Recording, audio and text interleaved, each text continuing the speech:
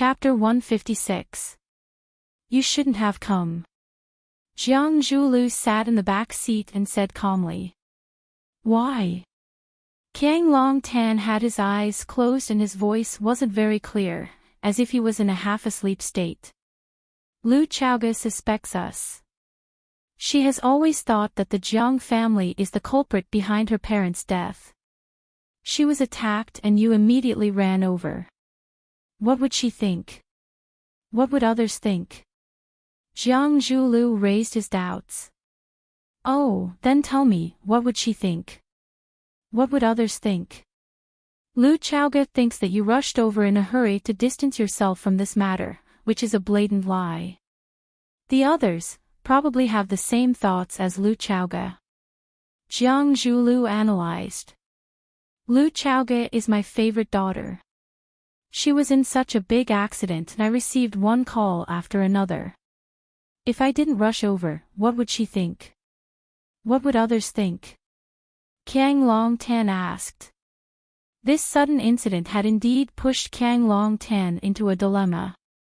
Just as Jiang Zhulu suspected, as soon as something happened to Lu Zhaoge, he hurriedly ran over.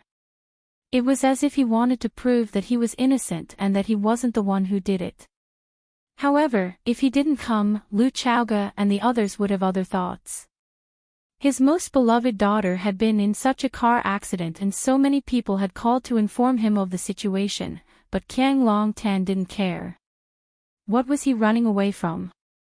Jiang Zhulu thought about it and said in annoyance, so, the father and son of the Jiang family can't be good people. Whether we did it or not, we can't get rid of the suspicion. Yes. Qiang Long Tan said. That's too much. Who bullied you? The difference between a good chef and an ordinary chef is that they can control the degree of cooking, the degree of heat and the degree of seasoning. If a big fire is too bad, a small fire will make it better. If it's too tasteless, it's too salty and hard to swallow. Qiang Long Tan said. Jiang Zhulu looked into his father's eyes and asked, what do you want to say? I've acted. Jiang Zhulu's expression instantly became stiff. Lu Chaoge's clothes had been soaked by the rain and her whole body was in pain. It was difficult for her to even walk normally. Under the arrangement of the middle-aged police officer, the two of them made separate statements and then they were released to rest. Fong Yan wanted to send Lu Chaoge to the hospital, but Lu Chaoge refused. She just wanted to go back, take a bath, change into clean clothes and have a good sleep. She just wanted to go back, take the bath, changed, and have a good sleep. The school gave this house to Lu Chaoge. And Lu Zhuge had. The school gave this house to Lu Chaoge, but Lu Chaoge had never lived in it. She didn't want to waste the space, so she planted a lot of flowers and plants in the yard. Sometimes when she was really bored, she would come here quietly and cut a pot of flowers or cut a few pieces of grass to give her body and mind a place to relax and rest. Later, Fong Yan appeared. Because of his innovation, he offended Li Mingqiang and the others, so he didn't even get a single room in the school. In order to buy people's hearts, Lu Chaoge offered to lend him the house temporarily. After Fong Yan moved in, Lu Chaoge didn't come here easily to avoid arousing suspicion. Soon, Fong Yingying and Fong Haohen also moved in. Fong Yan parked the car in the parking lot, then quickly walked over to open the door of the back compartment. Lu Chaoge sat in the seat and couldn't move. Several times, she wanted to stretch her legs, but she twisted her ankle and waist. She was in so much pain that she gasped. I'll carry you, Fong Yan said. No need. Lu Chaoge refused. Although it was late at night, there would still be teachers and students in this area. If Fong Yan carried her back and met familiar teachers or students, they wouldn't be able to clear their names even if they jumped into the Yellow River. Do you have any other choice? As Fong Yan spoke, one of his hands had already reached under her calf, and the other hand was holding her waist. With a little force, he lifted Lu Chaoga's voluptuous body. I'm doing this for your own good. Fang Yan closed the car door with his foot, then pressed the lock button on the key and walked quickly to the small courtyard where they lived. Whatever he said would happen, and what he feared would happen. Fang Yan and Lu Chaoga were afraid of meeting any acquaintances. They didn't expect to meet Li Mingqiang, who was also coming out of the parking lot, when they just got out of the parking lot. Lu Chaoga buried her face in Fang Yan's chest, pretending that no one could recognize her. Fang Yan couldn't avoid it, so he could only smile at Li Mingqiang awkwardly. Li Mingqiang was stunned for a moment, then he walked quickly to Fang Yan and asked, "Mr. Fang, did you just come back from outside? What's wrong with Principal Lu? Are you okay?" Lu Chaoga really wanted to die this time. Fang Yan also felt that this old guy didn't know how to speak. At this time, couldn't you pretend that you didn't recognize who this woman was? Did you have to expose him in public? Principal Lu's leg was injured. He can't walk. Fang Yan explained. Injured? Is it serious? Do you want to send him to the hospital? Li Mingqiang asked with a worried face, as if his important family was injured. Fang Yan looked at him with doubt, and immediately understood his mind. Fang Yan was able to negotiate with Jing Tiancheng successfully, thanks to the video provided to him by Li Mingqiang's son, Li Yang. At that time, Li Yang recorded the video just to please Xing Guodong, but he didn't expect to be interrupted by Zhu Jian, who suddenly rushed in by mistake. At that time, the scene was too chaotic, and Li Yang forgot about the video. Later, when the incident broke out, and Zhu Jian was wronged and left, Li Yang didn't dare to take out the video. For some reason, he didn't destroy the video. Later, on the top of Xianxia Mountain, Xing Guodong, Li Yang, and Chen Tao were killed, and Fang Yan went down with a rattan rope to rescue them one by one. From that time on, Li Yang and Chen Tao's attitude towards Fang Yan changed, but because of this, there was a gap between them and Xing Guodong. The distance between the three people was getting farther and farther. After Fang Yan found Li Yang and Chen Tao, he did some ideological education work, and Li Yang finally gave the video to Fang Yan. At that time, he gave Fang Yan a 500G hard disk. When Fang Yan took it, he was shocked, thinking that Xing Guodong was so heartless that there was so much evidence in the hands of Li Yang. Later, when he opened it, he found that it was just a video of a few minutes. Out of the same mentality, he walked into Jing Tiancheng's office with the 500G hard disk. When Jing Tiancheng took the hard disk, his heart was probably beating very fast, right? Although Fang Yan didn't admit it, it wasn't difficult for Jing Tiancheng and Xing Guodong to guess the source of the video. Li Mingqiang lost Jing Tiancheng's trust, and his position as the head of teaching was in jeopardy. Zhu Jian, who had been expelled from the school, returned in a high-profile manner and became his assistant. This arrangement made him even more worried. Therefore, it was a very urgent matter to find another life-saving thigh to hug. However, in the whole of Rosefinch Secondary, did he have any other choice? Now, it was not strange that he treated Fang Yan and Lu Chaoga like this. It's not serious. I just need to apply some medicine, Fang Yan said. Lu Chaoga didn't say anything. Since she didn't say anything from the beginning, she might as well keep silent. If she spoke at this time, it would be easier to fall into an awkward situation. Yes. Hurry up and apply the medicine. Li Mingqiang said. I have some golden chrysalis muscle nourishing powder at home. It is said that it was personally made by the Dr. King Qin Luo, using wild golden chrysalis. I will go back and get it. You help Principal Lu apply it. With Principal Lu's character and appearance, it would be a pity if there was a scar on his leg. This is a big deal, and it can't be delayed. Fang Yan could not reject the other party's good intentions. Moreover, if Li Mingqiang could stand on Lu Chaoga's side from now on, it would also give Lu Chaoge a big help in Rosefinch. Besides, Fong Yan did Li Yang a favor. Thank you, Director Li, Fong Yan said with a smile. We are all colleagues, no need to be polite.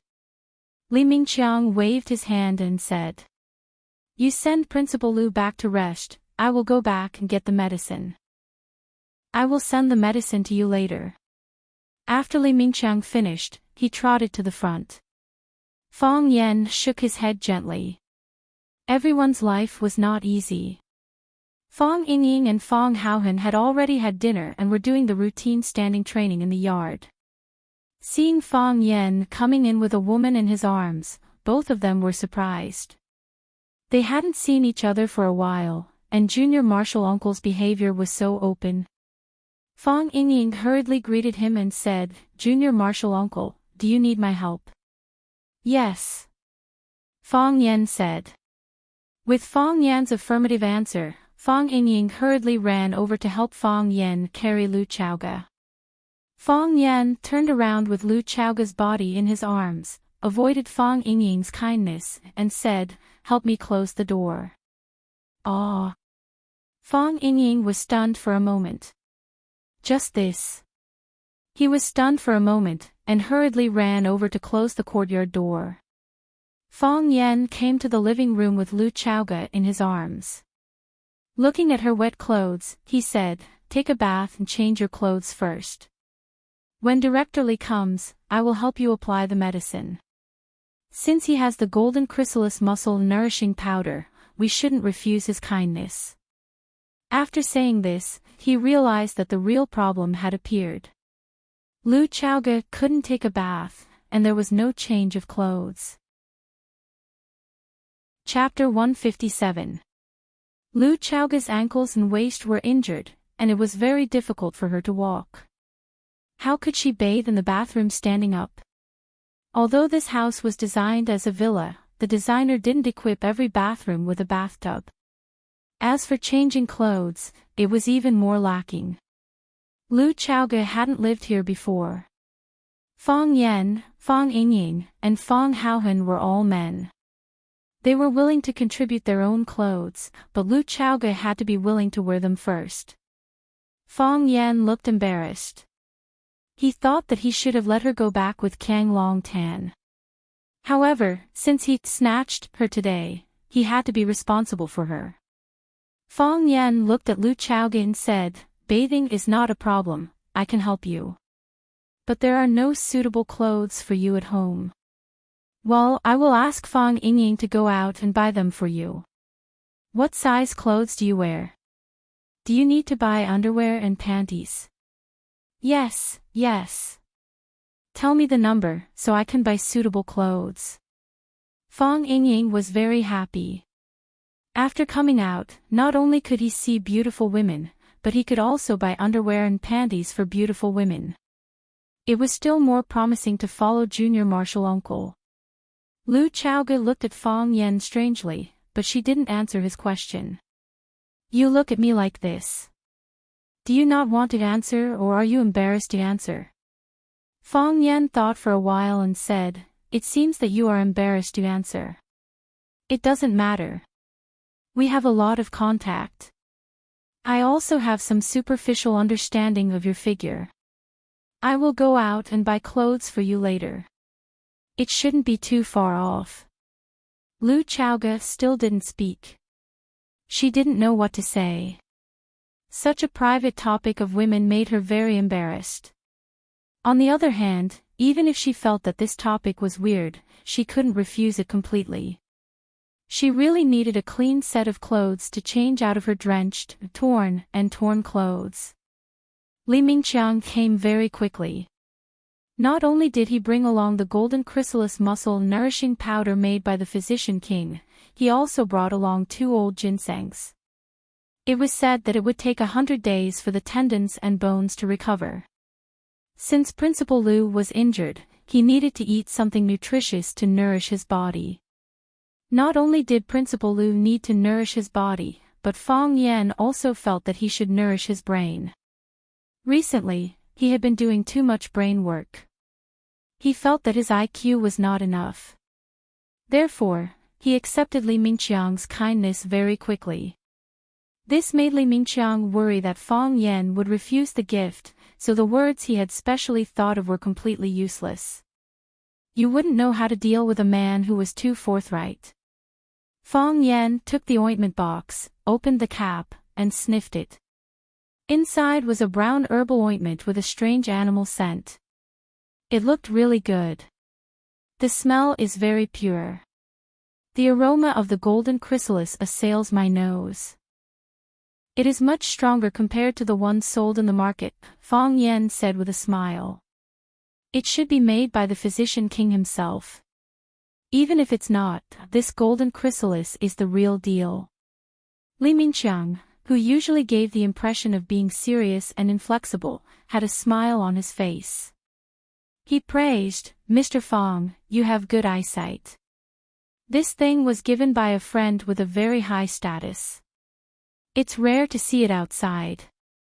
After confirming the authenticity of the ointment, Fang Yan squatted down and lifted Lu Chaoga's calf and placed it on his knee.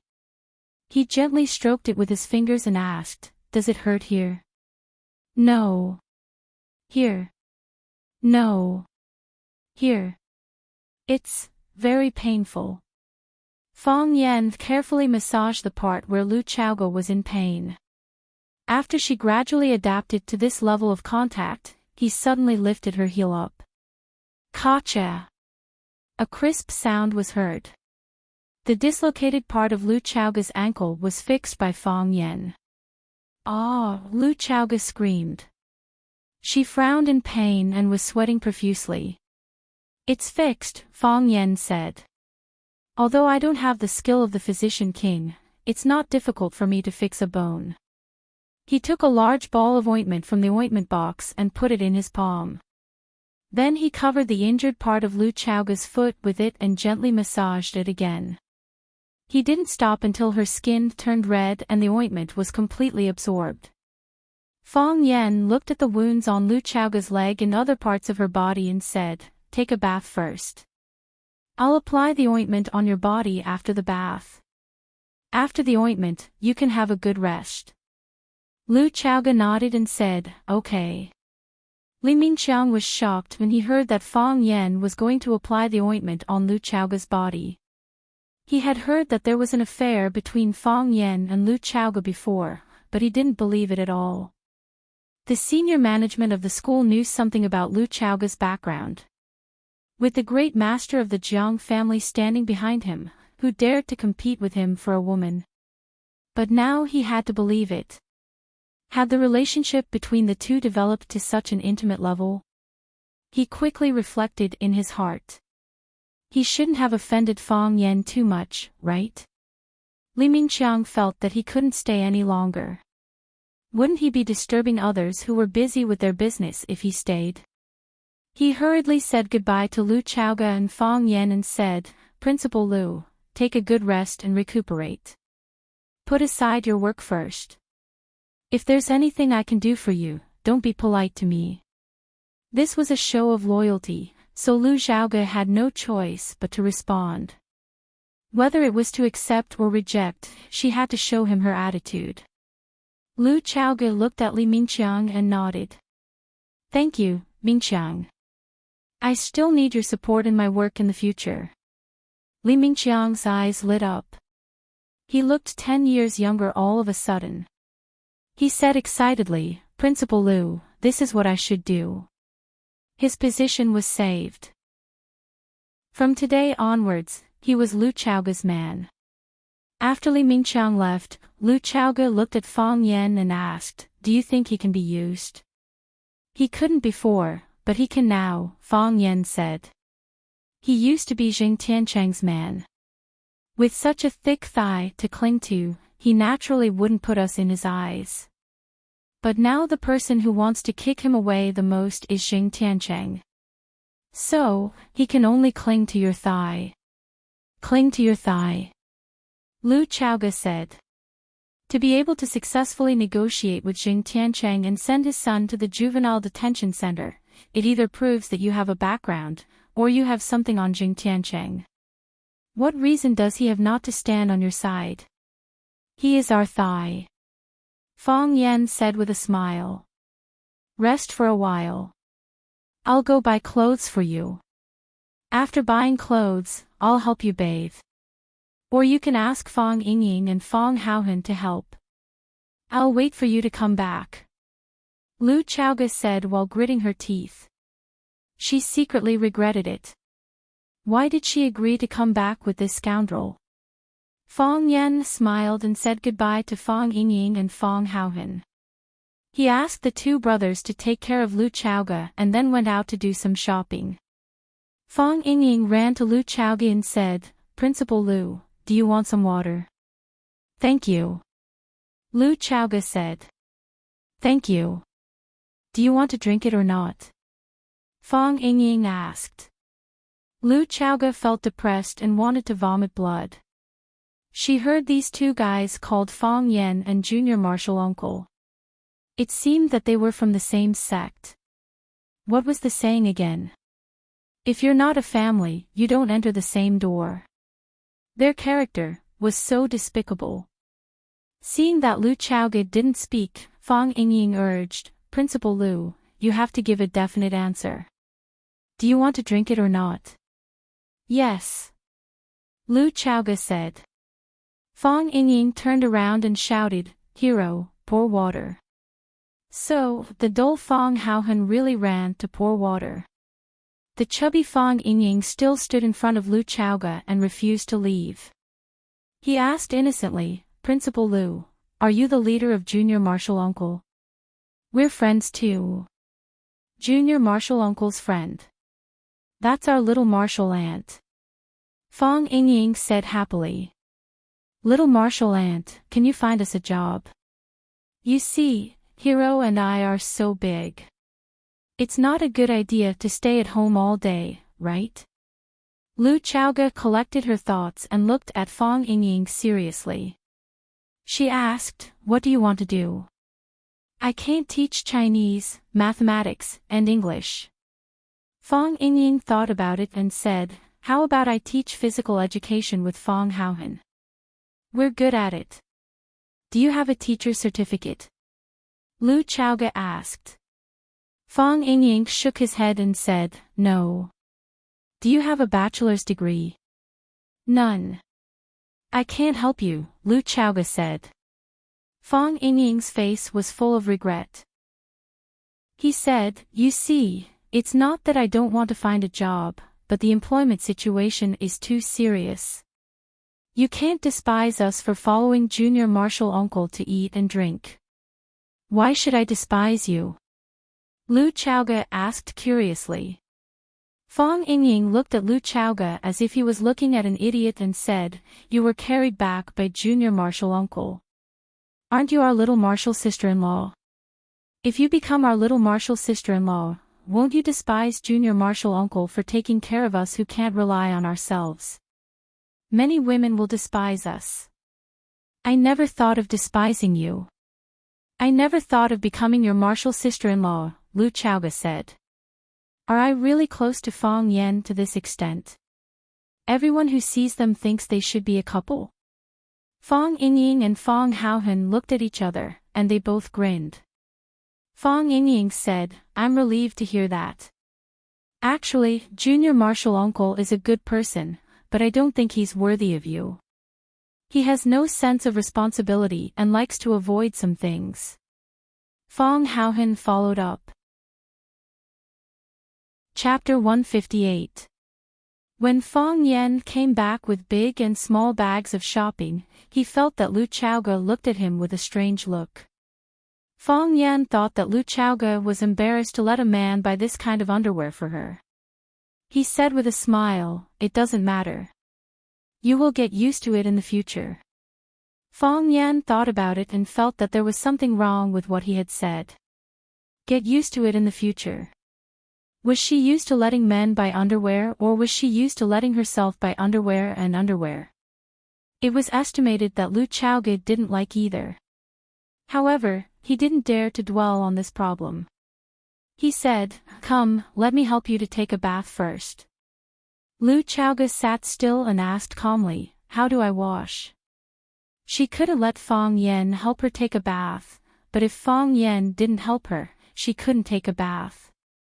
This was really a very complicated and headache-inducing problem. I will move a chair in. I will help you adjust the water temperature first. You should be able to sit on the chair and wash slowly, right? After experiencing so many things tonight, Fang Yan didn't have the mood to joke, so he reported his ideas truthfully. Okay. Lu Chaoge was very satisfied with this solution and nodded. Fang Yan first put a wooden chair under the shower head in the bathroom, then carried Lu Chaoge to the chair in the bathroom, and asked, is this okay? Yes. Lu Chaoge looked at the layout of the bathroom and tried not to look at Fang Yan's eyes. Then I will go out first. Okay. Call me if you need anything, said Fang Yan. When Fang Yan came out, Fang Yingying and Fang Haohan were looking in the direction of the bathroom. What are you two doing?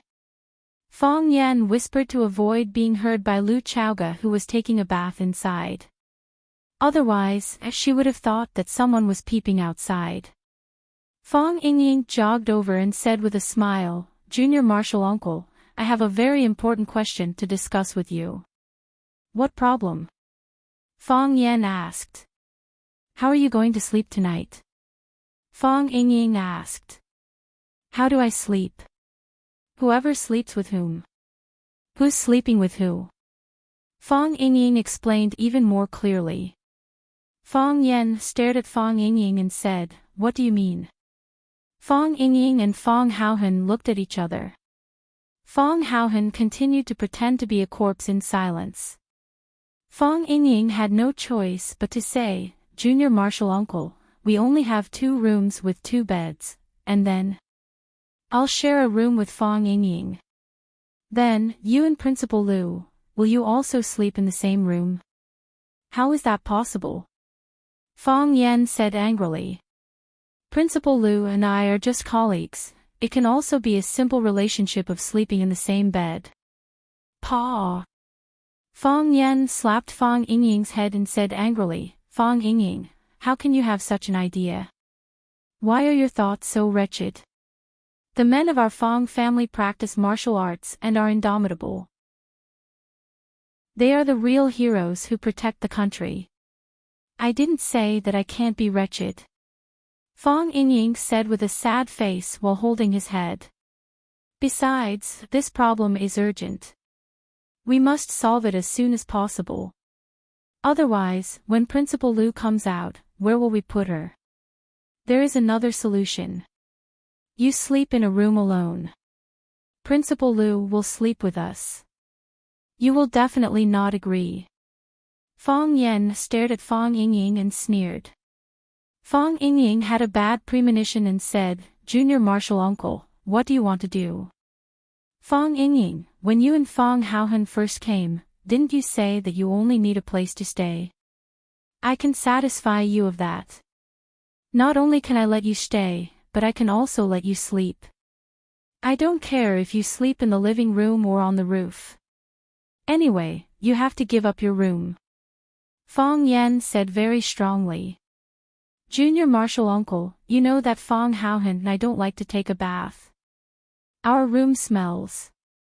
It's not suitable for you or Principal Lu to sleep in. Fang Yingying wanted to save the situation. It doesn't matter. Principal Lu will sleep in my room, and I will sleep in your room. My nose is stuffed recently, so I probably can't smell anything. If it doesn't work, I can put 2 moon grass pills into my nostrils to purify the air. Junior Marshal Uncle, it's decided. Fang Yan said. After listening to Fang Yan's decision, Fang Haohan was very dissatisfied with Fang Yingying. He said in a low voice, who asked you to speak ill of Junior Marshal Uncle behind his back? Now you are getting what you deserve. Fang Yan's eyes were cold and he said angrily, Fang Yingying, what did you say about me? Fang Haohan, shut up. Fang Yingying felt that he was going crazy. Don't be afraid of a godlike opponent, but be afraid of a pig-like teammate. Fong Haohan, you idiot, no matter how good your knife skills are, you can't just wave the knife and stab randomly. Don't you know that people will die? After stopping Fong Haohan from speaking casually, Fong Yingying looked at Fong Yen with a flattering face and said, Junior Martial Uncle, how dare I speak ill of you behind your back? Just now when you went out to buy things, Fong Haohan and I casually chatted with Principal Liu. I said that although Principal Liu is beautiful, has a very elegant temperament, a good character, is talented and capable, and knows how to be filial to her parents. But if she wants to be with you, she always feels that something is missing. What is missing? Fong Yen asked. Domineering. Fong Yingying said. Miss Ye's domineering attitude that if you are not convinced, I will beat you until you are convinced. Fong Yingying. Fong Yen stared at Fong Yingying fiercely and said, that kind of despicable, shameless, barbaric, and violent behavior can be considered domineering. Fong Yingying looked at Fong Yen timidly and did not dare to speak. I asked you a question. Fong Yen said angrily. Tell me, is her behavior considered domineering? It is quite domineering. Fong Yingying braced himself and said. Although I have not fought with Miss Yi, it makes my blood boil just watching from the side. Junior Martial Uncle is so powerful, but he was beaten away by her. Fong Haohan stabbed again. Everyone says that she is the #1 master in Jianghu. Fong Yan's face turned white, then red, then purple, and finally returned to its natural color. Fong Yan looked at Fong Yingying and Fong Haohan expressionlessly and said, I haven't checked your homework for a long time. Tonight, each of you will practice the plum blossom steps 50 times, and you are not allowed to sleep until you finish. Fong Yingying and Fong Haohan's expressions were aghast. Fong Yingying said hurriedly, Junior Martial Uncle, it will be dawn by the time you finish the plum blossom steps 50 times, if that's the case. Fong Yen sneered. Doesn't it solve the problem of who sleeps who? Fong Yen. Lu Chaoge called Fong Yan's name in the bathroom. I'm coming, Fong Yen replied. They couldn't afford to set up a mourning hall or buy a tomb. There was only an incense table and a black and white photo for people to worship at the door of the rented house. The sparse number of guests came, offered an incense stick, and left after saying a few words of comfort without any warmth. No one was willing to stay for too long. He was just a small security guard. Who would really take him seriously? He was alive and unknown. Even if he died, he couldn't make any waves. This was the fate of most people in the world. Because Lu Jinju was a migrant worker in Huaqing, he had no relatives here. A middle-aged woman cried on the bed, her voice sad and heart-wrenching. A white-haired old woman with swollen eyes was leaning against the corner of the wall. She could no longer make any sound. She was holding a little boy who looked like he had just turned 1 month old tightly in her arms. The little boy was also affected by the surrounding atmosphere. He opened his mouth and screamed. Lu Jinju brought his wife to Huaqing to work to earn money. Lu Jinju's wife got pregnant and gave birth. Lu Jinju's mother came to help take care of the child. Like countless ordinary families, they lived ordinary lives. They were poor and bitter, but when the child cried, laughed, and screamed, it was all their happiness. Lu Jinju died, leaving behind a house full of orphans and widows. The sky was falling. A fat woman wearing a checkered shirt stood at the door and cursed. She shouted with a sharp voice, "You bunch of country bumpkins. What does the death of your family have to do with me? If they're dead, then they're dead. Throw them far away and bury them. What right do you have to set up a mourning hall in my house? You unlucky people, hurry up and move out. Scram as far as you can. I won't refund your deposit. You messed up my house like this. If people find out, how can I rent out my house? Move out immediately. You have to move. If you don't move, I'll get someone to move it for you. Hurry up and move all those broken things away. I feel bad just by looking at them. A middle-aged man wearing a white shirt stood beside the woman. He was comforting her softly, but the woman in the checkered shirt ignored him. She continued to curse loudly. Her sharp and harsh voice told Lu Jinju's wife and mother to move out quickly. Whoosh! A handful of money suddenly appeared in front of the woman. If they can't shut you up, I'll stuff them into your anus. A cold voice rang in the woman's ears. Chapter 159. The woman in the checkered shirt opened her mouth wide in surprise. She looked at the handsome man in the suit and leather shoes in front of her in disbelief. Although the content of his words is very rude, but the way he gives money is really handsome. The woman thought in her heart. This man was simply her idol, Prince Charming. Of course, probably all women like this kind of idol, Prince Charming, right? You. Why do you want to give me money? The woman asked vigilantly. She liked money, but she knew that not all money could be taken away casually.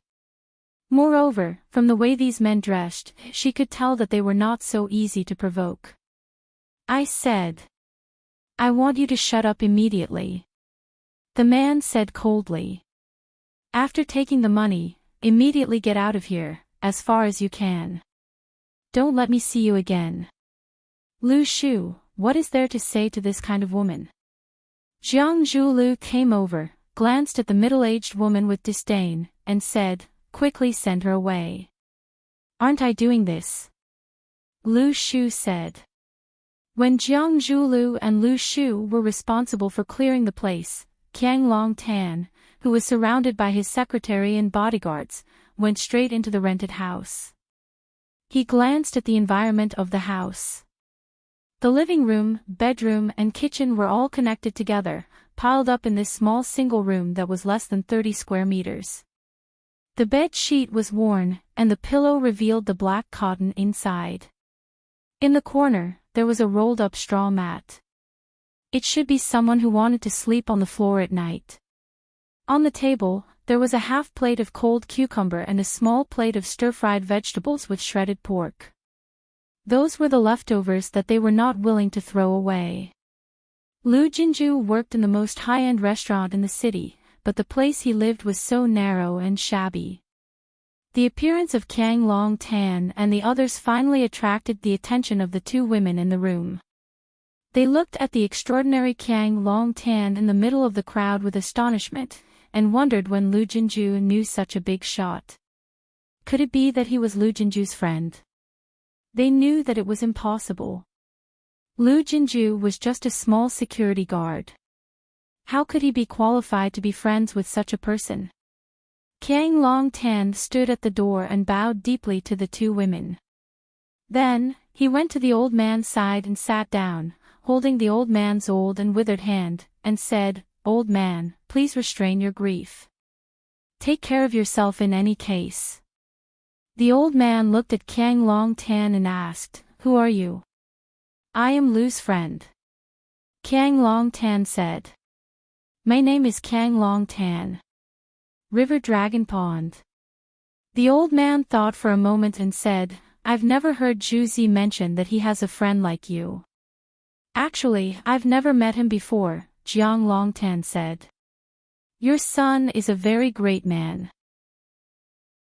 He saved my daughter's life. If it wasn't for him, my daughter might have met with misfortune. Your son is a great man. He saved my daughter's life. If it weren't for him, my daughter might have met with misfortune. I don't know what to do to make you feel better. I just hope that you can get out of this as soon as possible. It's not a good way to go on like this. Your bodies can't stand it." The old man couldn't help crying and shouted, "My son, why is your life so bitter? Xiao Bao is still so young, how do you expect us orphans and widows to live? What will happen to Xiao Bao in the future? Qiang Longtan held the old man in his arms and hugged her shoulders. He let her tears and snot smear on his expensive suit jacket. He comforted her, "Old man, don't be like this. Please restrain your grief. My grandson is still young. There is still a long way to go. I hope you can live well. Let's all work hard to let our grandson grow up healthily. Let him go to the best school and let him have a bright future. This is what Lu wants to see, right? He must want his son to become a pillar of the country. Dad is gone. What will happen to Xiao Bao? How will he live in the future?" The old man shouted hoarsely and was extremely sad. "There is us. And us. We will be Xiao Bao's family in the future," Qiang Longtan said as if he was making a promise. He glanced at the secretary standing next to him and shouted, "Secretary Li." The middle-aged woman in a white uniform immediately came over and handed a prepared envelope to Qiang Longtan. Qiang Longtan put the envelope in the old man's hand and said, "Old man, this is a small gift from me. There is a CITIC bank card in the envelope. There is 1 million yuan in it." The old man's crying stopped abruptly. The woman lying on the bed also looked at Qiang Longtan with a dumbfounded expression. She couldn't believe what she heard. 1 million yuan. He actually gave them 1 million yuan. 1 million yuan. What kind of concept was that? Lu Jinju's monthly salary was 2,100 yuan. If they wanted to earn 1 million yuan, they would have to live for decades even if they didn't eat or drink. "Why did you give us so much money?" the middle-aged woman asked in a dry voice. "Because of guilt. Although Xiao Lu is gone, I hope you can live a life without worrying about food and clothing. Your child also needs money to grow up. Raising Xiao Bao well was Xiaoyou's greatest wish. It's also ours." Qiang Longtan glanced around and said, "Pack up and get ready to go back to your hometown. If there is any problem you can't solve, Secretary Li will help you solve it." Jiang Latin patted the old man's hand and said, "Old man, I still have a lot of work to deal with, so I won't bother you anymore." With that said, he led a large group of people to go outside. Soon, those luxury cars quickly disappeared in this damp and crowded slum.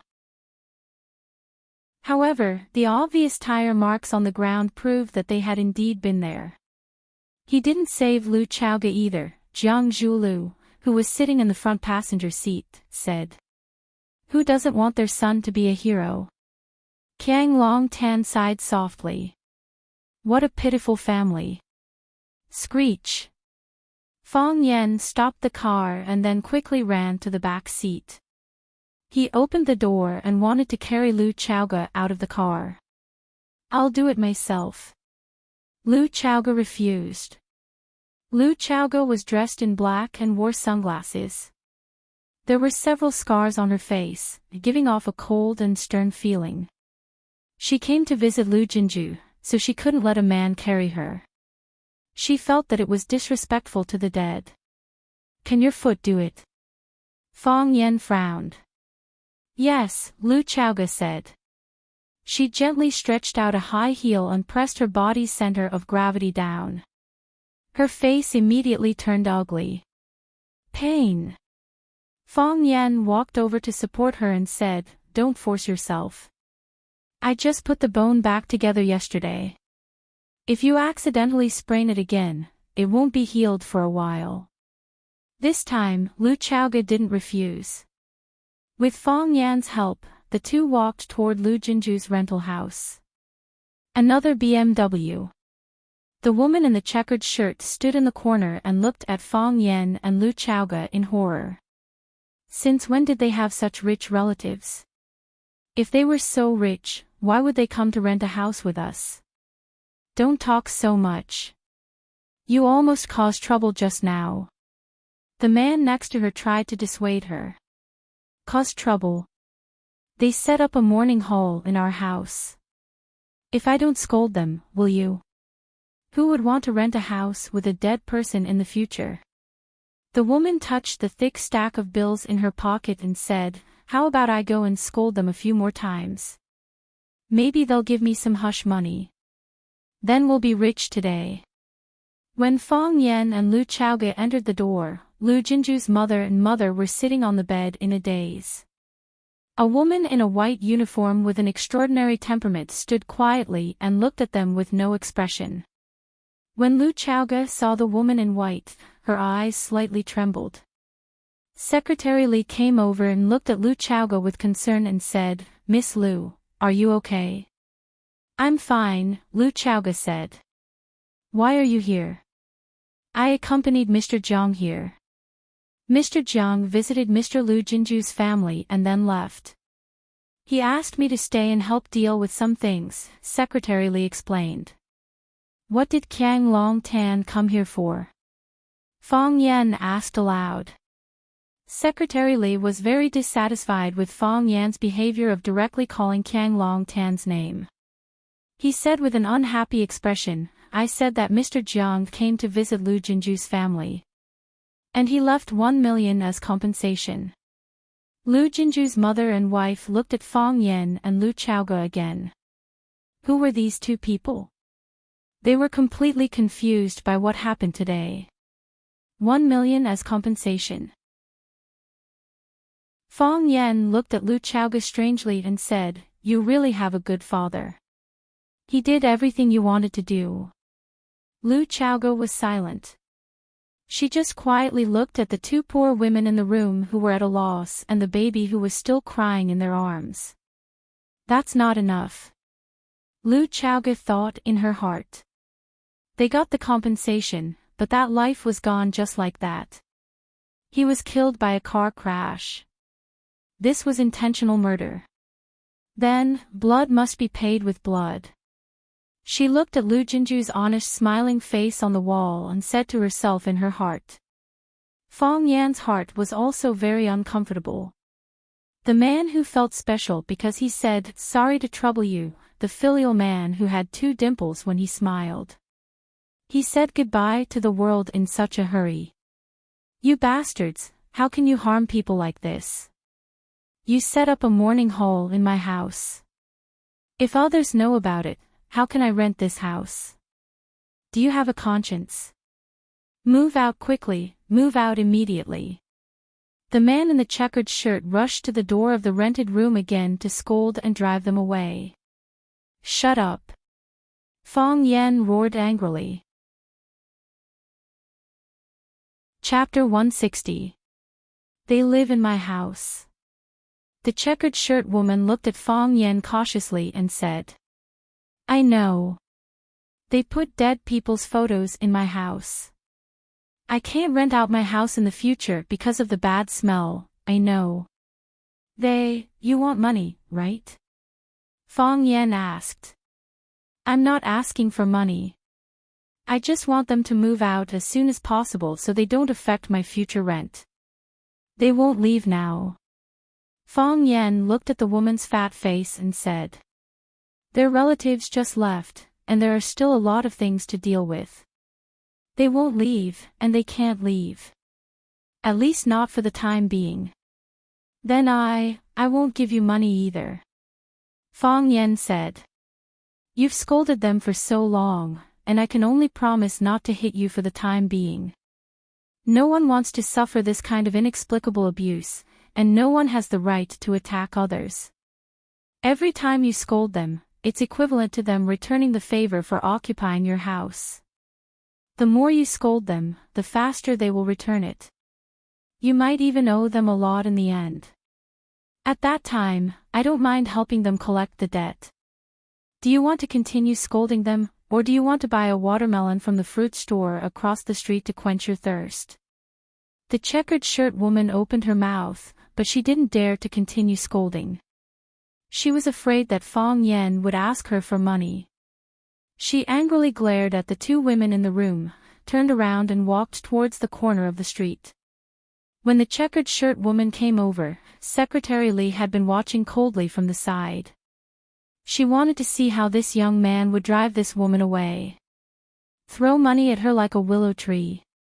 Or hit her with his fists like a hooligan. Reason. She was afraid that this kind of money-hungry shrew wouldn't accept this kind of negotiation method. The more gentlemanly you were, the more she would take an inch. She didn't expect that he would use such a strange transaction. What an unpredictable guy. Secretary Lee thought in her heart.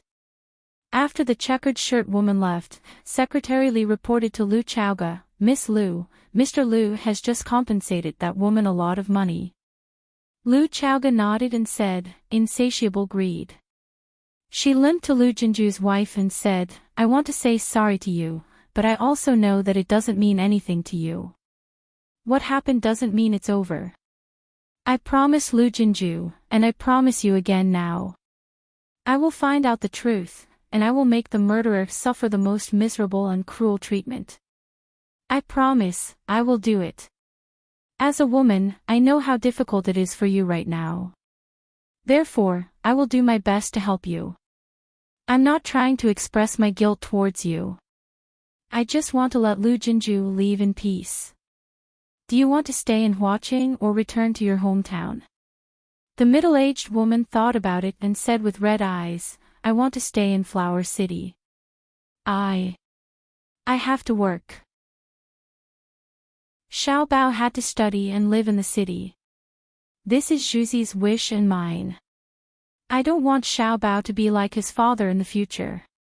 He doesn't have to be a security guard because he's uneducated, and he can't hold an umbrella for others because he can't get wet. Zhuzi is very motivated, but he's very pitiful.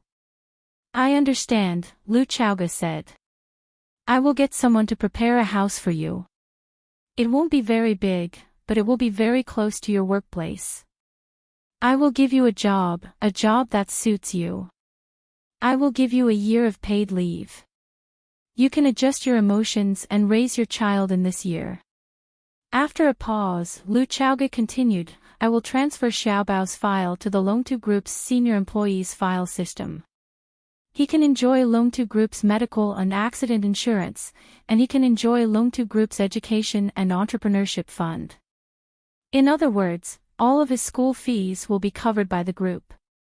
After he finishes his studies, he can use the entrepreneurship fund provided by the group to start his own business. Of course, if he has the ability, he can also stay in the group to work. This is what I can provide for you. Thump. The middle-aged woman jumped off the bed and knelt in front of Lu Chaoga. She hugged Lu Chaoga's calf and cried, Thank you. Thank you, Miss Lu. Thank you. I will take good care of Xiao Bao. I will make sure that Zhu Zi will have no regrets. Such kind people. The old lady who was hugging her little grandson was also in tears. Thank you all for your kind people. I will pray to Bodhisattva every day so that Bodhisattva can bless you with a long life. It was not convenient for Lu Chaoga to bend over, so Fang Yan quickly squatted down and pulled the middle-aged woman up. Secretary Li walked in front of Lu Chaoga and said, Miss Lu, Mr. Jiang asked me to escort them back. Did you hear that? Lu Chaoga pointed at the middle-aged woman and said, She wants to stay. She wants her child to live in Huaqing. She wants her child to receive a better education in Huaqing. I will help Lu Jinju fulfill his unfulfilled wish. Secretary Li smiled awkwardly and stood to the side without saying anything. As the car slid on the highway, Lu Chaoga, who had been silent for a long time, suddenly said, Is it fair? What? Fang Yan, who was driving, did not understand what Lu Chaoga meant. It's not fair. Lu Chaoga sighed softly. Lu Chaoga had many injuries on her body. In addition to the inconvenience of walking, there were also many cuts on her face. She had no choice but to take a few days off from school to rest at home. At the very least, she had to wait until the wounds on her face were better. Otherwise, when she went to the office, people would think that Lu Chaoga and Fang Yan had a conflict and started fighting. After the car stopped, Fong Yen quickly walked to the back seat and helped Lu Chaoge out of the car. Just as they were about to return to the courtyard where they lived, a surprised shout came from behind Fong Yen. Fong Yen turned around and saw his grandparents standing not far away, looking at him. The person who had just shouted was his grandmother. Grandpa was carrying a shopping bag in his hand. There were vegetables and meat in it. They should have just come back from shopping at the supermarket. Grandpa, Grandma, did you go shopping? Fong Yen asked with a smile. Grandma walked quickly to Fong Yen, but her eyes were smiling at Lu Chaoge. She said, "Where did you two go? Principal Lu is not feeling well." "I sent her to the hospital," Fong Yen said. Lu Chaoge looked at Fong Yen with dissatisfaction and thought, "I didn't go to the hospital. Who wants to be told that they went to the hospital?" Grandma was anxious and asked with concern, "What's wrong with little Lu? Where is it? Io, what happened to little Lu's face? How did you get hurt like this?" "I accidentally fell," Fong Yen said. Lu Xiaoge did fall, but it wasn't an accident. He was pushed down by him. Of course, he couldn't explain the details to Grandpa and Grandma. There were many things that could only be borne by young people like them. Grandma got closer and looked at the wound on Lu Chaoge's face carefully. She said, "Why does it look like it was scratched by someone?" "No," Fong Yen said with a smile. "Who dares to scratch our Principal Lu?" Grandma's eyes changed when she looked at Fong Yen. She asked with a serious expression, "Fong Yen, tell me, did you do it?" Fong Yen had a feeling of being hit by a stick. "Grandma, are you my biological grandmother? How can you doubt your grandson like this? How could your grandson do such a thing? How could I have the guts? How dare I shave Principal Lu's face like this? Fong Yen, how could you do such a thing?" Grandma said angrily. "The Fangs taught you to fight all day, but didn't they teach you how to read and write? Our Lu family is a family of scholars. Respecting women is the most basic virtue. You actually used force on a woman. Can you still be considered a man?" "Grandma, I didn't," Fong Yen hurriedly explained. He didn't dare to bear the bad reputation of hitting a woman. His grandma was a talented student in Peking University's Faculty of Arts. She was a famous feminist when she was young. Grandfather Lu had such a strong personality, but in private, he was also tamed by her to be docile and obedient. If he left such a bad impression in her heart, he wouldn't be able to raise his head in front of her for the rest of his life. More importantly, he wouldn't be able to eat the food she cooked in the future. How could I hit a woman? I like them so much. You ask Principal Lu. You ask Principal Lu what's going on. Grandma looked at Lu Chaoge and asked, "Little Lu, tell me, what's the matter with the injury on your face? Did Fong Yen shave it?" "No," Lu Chaoge said. Look. Fong Yen was amused. "How could I do such a thing? Fong Yen only pushed me down, that's why I got hurt," Lu Chaoge said. Fong Yan's eyes widened. "Oh my God, I pushed you down to save you. You can't bite the hand that feeds you. Fong Yen, you really disappoint me." Grandma was furious. She looked around, grabbed a bunch of green onions from the shopping bag, and hit Fong Yan's head. "How could you do such a thing? Why did you push little Lu down? This is worse than shaving your face." "Grandma, you misunderstood," Fong Yen explained while covering his head. He felt that he was really wronged. How could a woman like Lu Chaoge stab him at this time? Weren't they close comrades and partners? "I misunderstood you." Grandma slapped him even more vigorously. Little Lu said it himself, what kind of misunderstanding can there be? Lu Gong's face was also embarrassed, and he scolded, "A man who hits a woman will never have a bright future." Lu Chaoga. Fong Yan roared angrily. "Little Lu, don't speak up for him." Grandma held Lu Chaoga's hand and comforted her. "If you don't teach him a lesson, he'll be even more lawless in the future." Lu Chaoga looked at Fong Yan and said, "He pushed me down to save me." Chapter 161. Grandma looked at Fong Yan, then looked at Lu Chaoga, and asked in confusion, "Little Lu, what's going on?" "You don't have to be afraid of him, just tell me the truth. Grandma will stand up for you."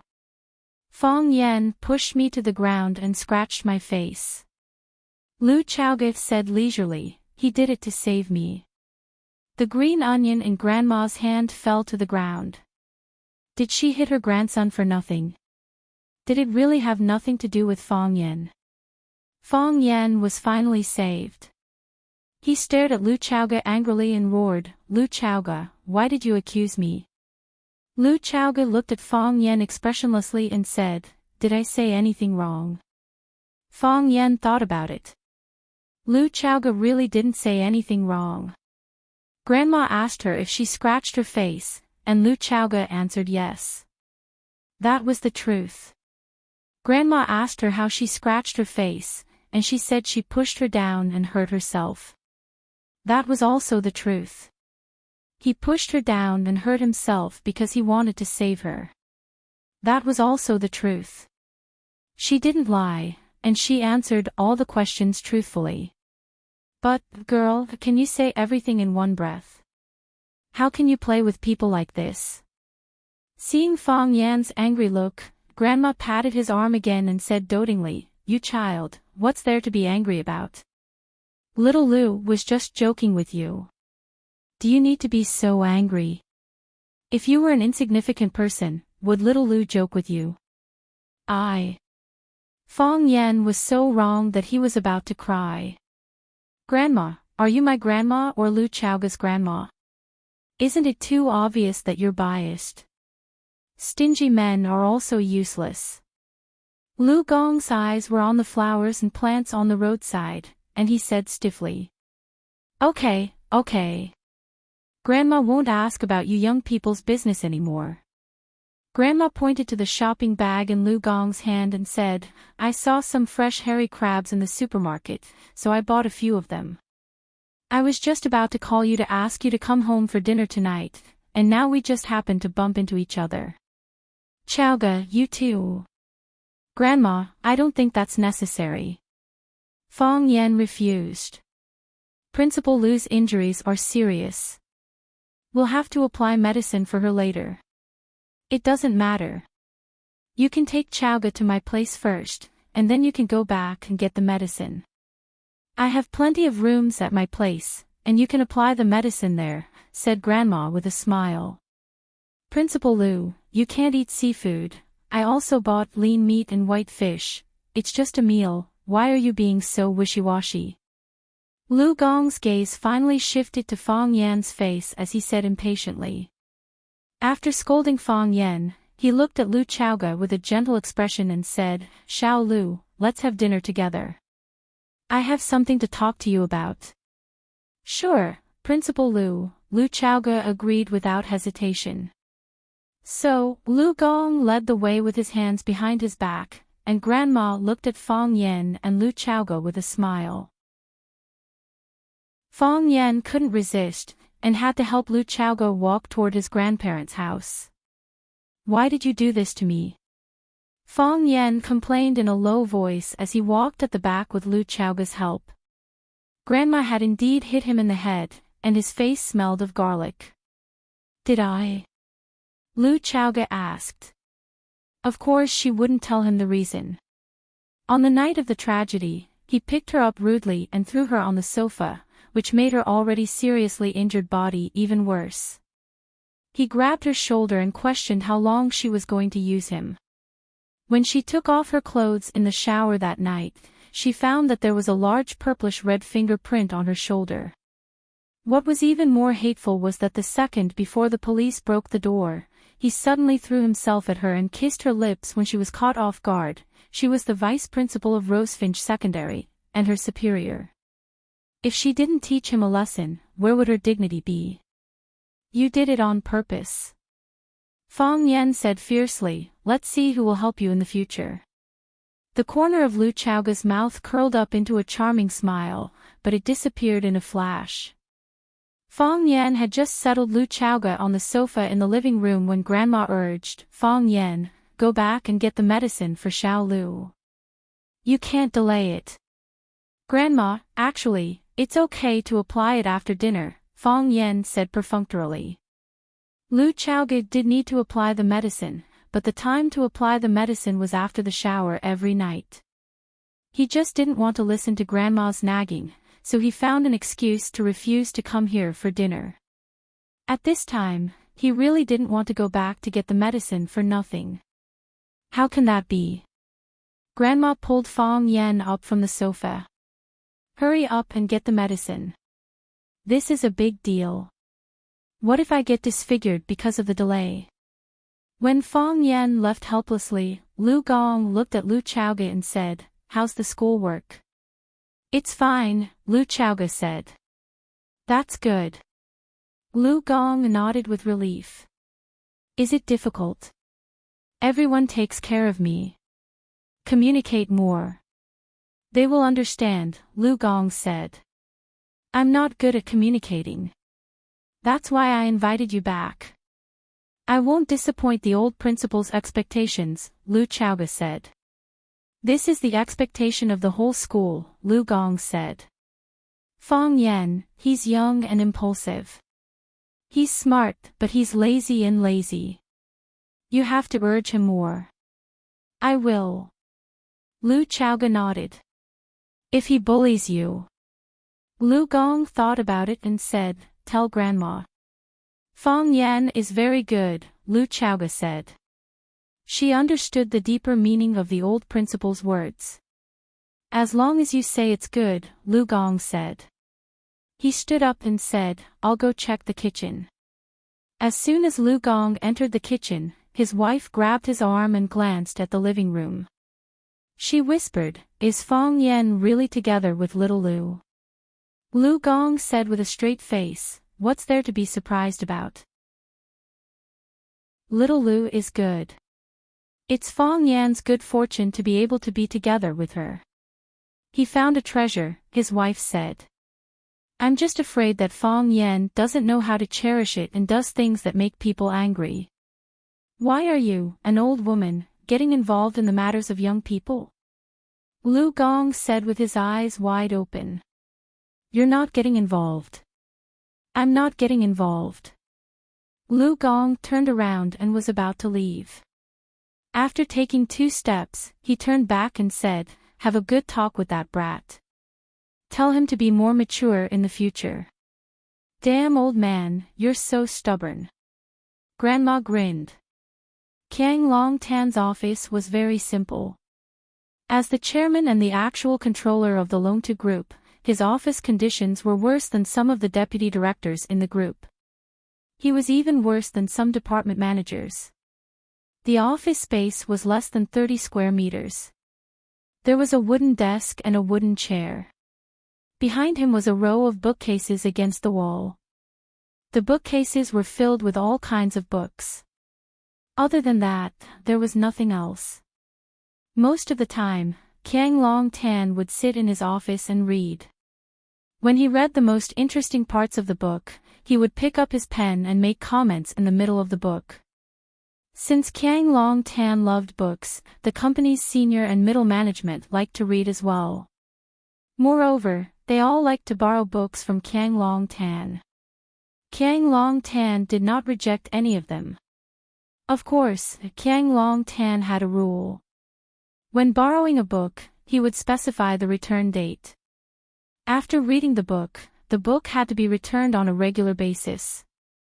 Then, everyone would discuss the content of the book together. It was a happy and harmonious atmosphere. Whether this habit of borrowing books was sincere or just to please, only the person involved would know. The senior management of the Longtu Group knew that there was only one senior manager who had not borrowed a book from Qiang Longtan. That was Lu Jing, the chief engineer of the Research and Development Department. Lu Jing was a veteran employee of the Longtu Group. It was said that when the company had just started, there were only 9 people in the company, and he was one of them. The others were either the general managers of major departments, or the capable ones who had been promoted quickly were now the deputy directors of the company. Of course, Lu Jing was not doing badly. For an energy company, the research and development department was the core industry of the group. It was the most important department. All the other departments were actually serving the research and development department. Therefore, Lu Jing did not borrow books from Qiang Longtan. Although everyone felt that he was a little pedantic, or even an idiot, Qiang Longtan had never expressed any ill will towards him. His position was as stable as Mount Tai. As Qiang Longtan was reading a reference book, The History of Hua Xiao written by the Japanese, someone knocked on the office door. "Come in," Qiang Longtan shouted without raising his head. His gaze was still on the open page of the book. The office door was pushed open silently. Secretary Li walked in and said, "Chairman Jiang, Lu Gong wants to talk to you." "Lu Jing." Qiang Longtan closed the book and said, "He's a rare guest. Let him in." "Yes," Secretary Li replied, turned around, and left. When the office door was pushed open again, a middle-aged man in a white coat appeared in front of Qiang Longtan. His face was full of sideburns, and his hair was messy as if he had not washed it for a month. Lu Jing closed the office door behind him and stood at the office door, chuckling. This scene was both surprising and strange. A company's senior management had entered the boss office, but he did not say a word and only grinned foolishly. What kind of logic was this? "Chairman Jiang, I'm here to borrow a book from you," Lu Jing said with a chuckle. Crash! Qiang Longtan pushed the chair away and stood up. He looked at Lu Jing with a serious face and said, "Old Lu, what do you mean by this? Aren't you slapping my face?" "Qiang Longtan. We've known each other for so many years, and you're playing this game with me." Lu Jing still chuckled and said, "I can't help it. These days, if you want to be promoted, get rich, and save your life, you have to say a few good words and stuff your head in your pants. What else can I do?" "Lu Jing, what do you mean by this?" Qiang Longtan shouted sternly. Chapter 162. Lu Jing wasn't intimidated by Qiang Longtan's anger. He kept that infuriating smirk on his face and said sarcastically, "What do I mean? In order to save my little life, I came to flatter you, Jiang Longtan, just like those other fellows who borrowed books from you to get promoted and become rich. What's wrong with that? What? Am I not good at flattery? Or am I not polite enough? Is that why you're not going to lend me books? I used to be the only one who didn't want to borrow books from you, but now I'm the only one who doesn't want to borrow books from you. It'll be interesting if people hear about it." Qiang Longtan stared at Lu Jing coldly and said, "What? Are you suspecting me of what happened to Chowga? Who else could it be?" Lu Jing didn't bother to hide his emotions and his dark beard quivered as he spoke. Who benefited the most from Lu Mingtu's death? Now, if Lu Xiaoge were to die, who would benefit the most? The one who benefits is the murderer. Is there a need to doubt that? Lu Jing, don't slander me. Qiang Longtan bellowed, "The three of us have known each other for a long time, and I see you and Mingtu as my best friends. I've never tried to profit from my friend's death. I'm sad about what happened to Mingtu, but I had nothing to do with it. Plus, you know what happened to the company back then, don't you? Mingtu died so suddenly that we had to put our research and marketing plans on hold for the time being. It was a huge loss for me as well. What did I gain? What did I gain? Of course you did. Lu Jing sneered. How big was Longtu Group back then? How big is it now? At that time, Longtu Group was jointly owned by you and Lu Mingtu. Now, it has become the Jiang family's private property. If this isn't a benefit, then what is? The reason why the Longtu Group has developed to such a scale today is because I, Qiang Long Tan, have been working hard and doing my best for so many years. It's also because countless Longtu people have fought by my side and contributed selflessly. The Longtu Group's current achievements are due to luck, and it's inevitable. This is the reward for the hard work of me and all the people of Longtu. Qiang Long Tan, I know you're eloquent and I can't win against you. I just came to tell you something. I can stop pursuing what happened to Lu Mingtu. I can't do anything about it, but I'm warning you, don't touch Lu Chaoga. If anything happens to Lu Chaoga, I won't forgive you. Lu Jing pointed at Qiang Long Tan and threatened. Impudent! Qiang Long Tan roared. Lu Jing, do you know what you're doing? Of course I do, Lu Jing said. I also hope you know what you're doing. Lu Jing, Chairman Jiang, do you have anything else to say? You're fired, Qiang Long Tan said. Lu Jing looked at Qiang Long Tan and laughed. He laughed so hard that tears and snot came out of his eyes. Qiang Long Tan, oh Qiang Long Tan, I knew. I knew you're not a good person. Lu Jing pointed at Qiang Long Tan and laughed so hard that he almost couldn't breathe. You hypocrite, you really are a villain. You're a butcher who talks about morality and loyalty. You're a kind-hearted killer. You got rid of Lu Mingtu in order to monopolize power. Now, in order to cover up your crimes, you want to kick me away. Ha ha ha, you say we're your best friend and brother. Qiang Long Tan, is this how you treat your best friend and brother?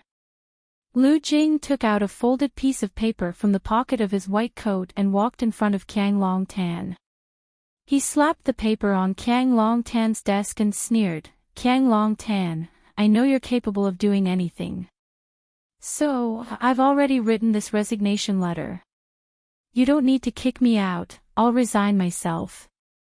Now, can I leave? Scram! Qiang Long Tan pointed at the door and shouted. You're on your own.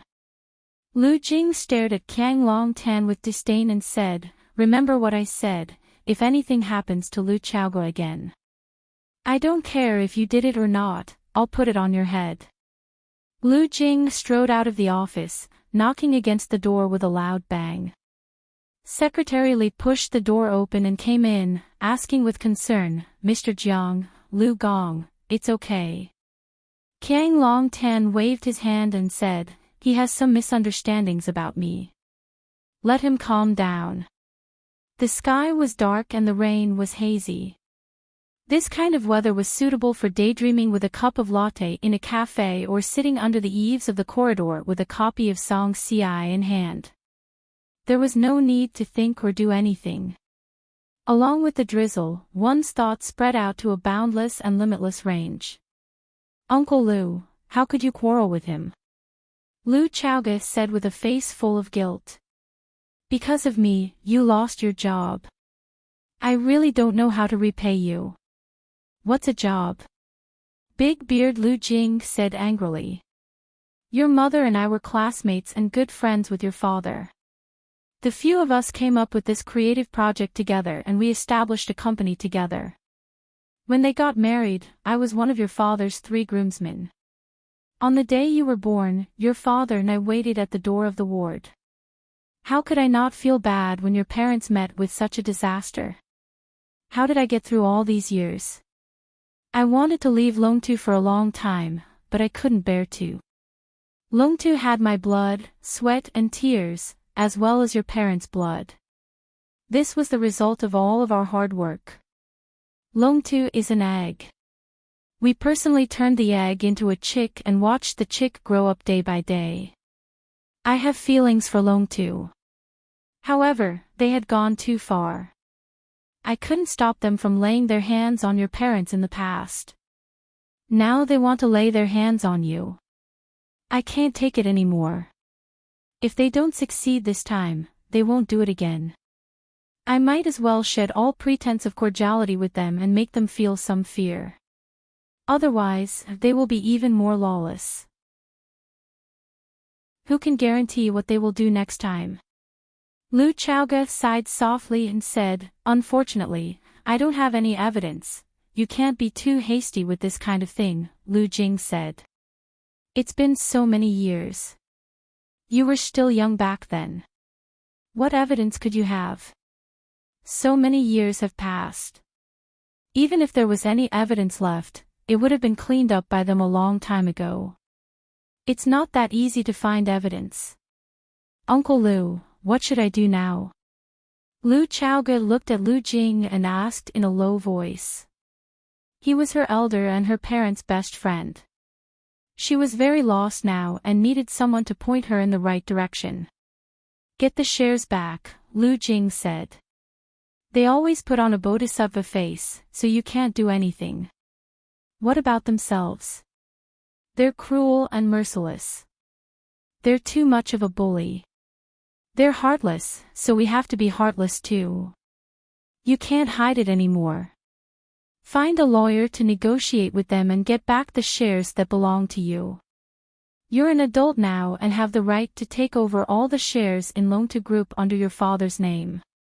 Fang Yan sat next to her and drank his tea, but he didn't interrupt. This was Lu Chaoge's family business. It wasn't appropriate for him to get too involved. Lu Chaoge hesitated and said, "If that's the case, Chaoge, people are sinister," Lu Jing comforted her. "I know.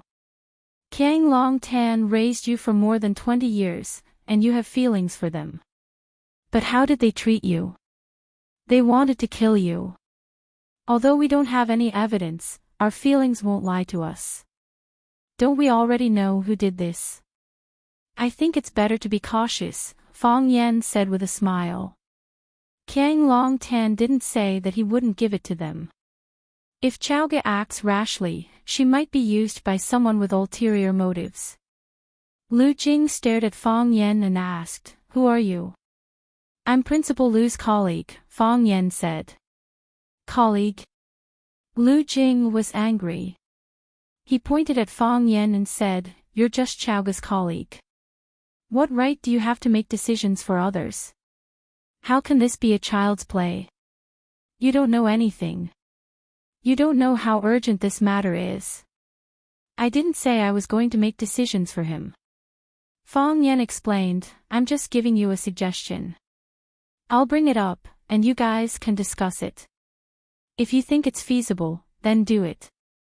If not, then pretend I didn't say anything. How about I wait at the door for a while?" "Uncle Lu, Fang Yan can be trusted," Lu Chaoge said to stop the two men from arguing. "Fang Yan has a point. To be honest, my head is a mess right now. Who did this to my parents? Who wanted to hit me that night? There's no evidence, no clues. If I fall out with the Jiang family, it won't be good for them, but what good will it do for me? If I fall out with the Jiang family, it'll be a huge blow to Longtu Group.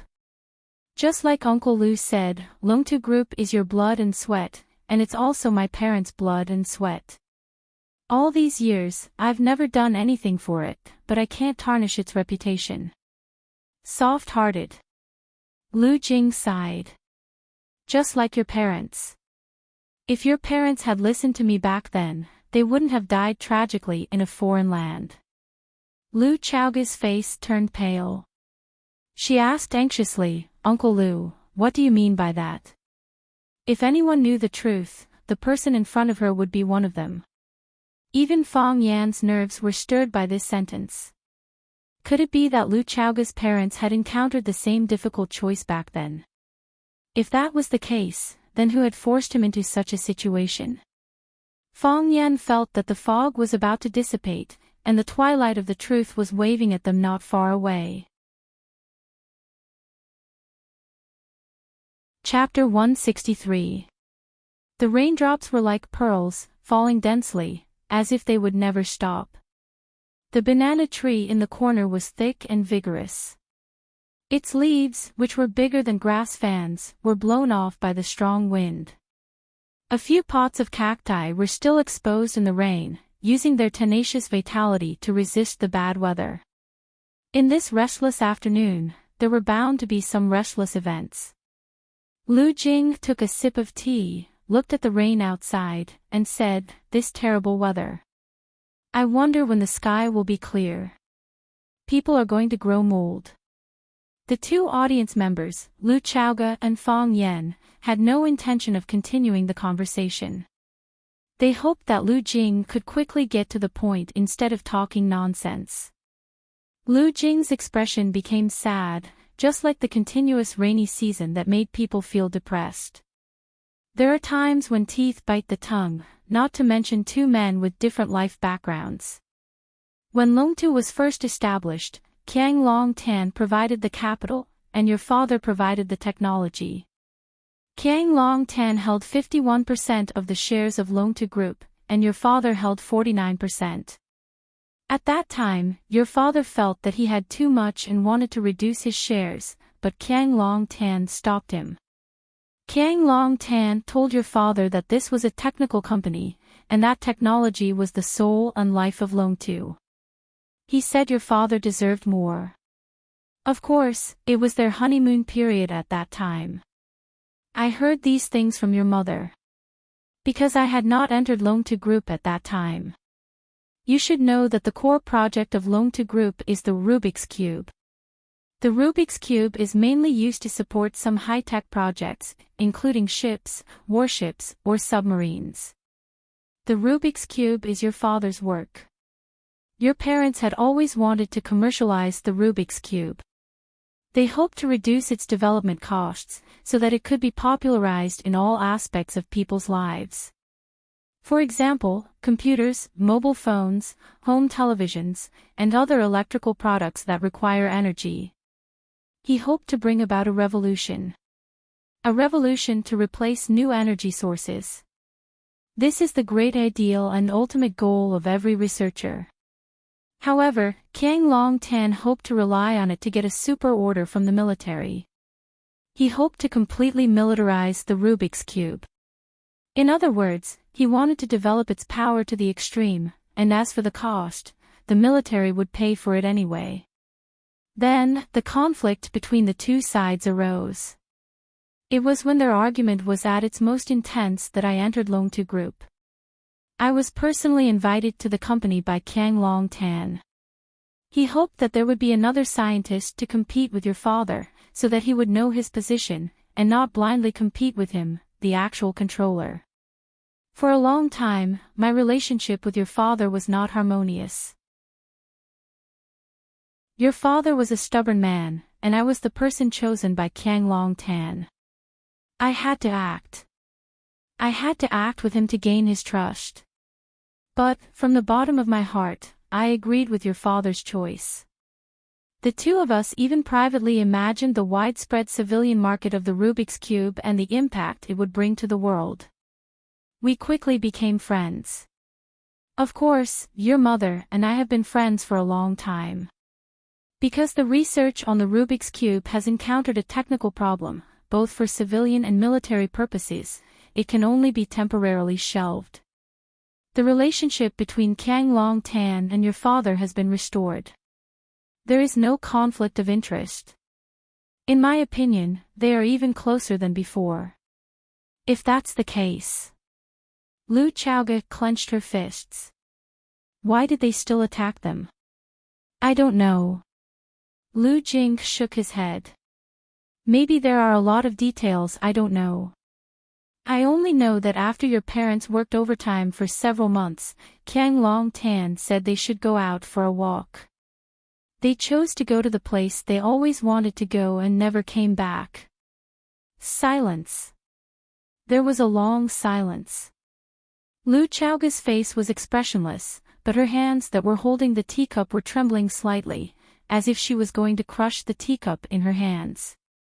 Fong Yan took the teacup from Lu Chaoga's hand and patted her knee gently. He looked at Lu Jing and said, "You also persuaded Principal Lu's father, Mr. Lu and Jiang Zhulu, to part ways." Lu Jing's face was a little unnatural as he said, "I did persuade him. Since everyone is not happy with each other, why do we have to eat in the same pot?" With Mingtu's ability and the patent of the Rubik's Cube, he can do well anywhere. Unfortunately, Mingtu refused.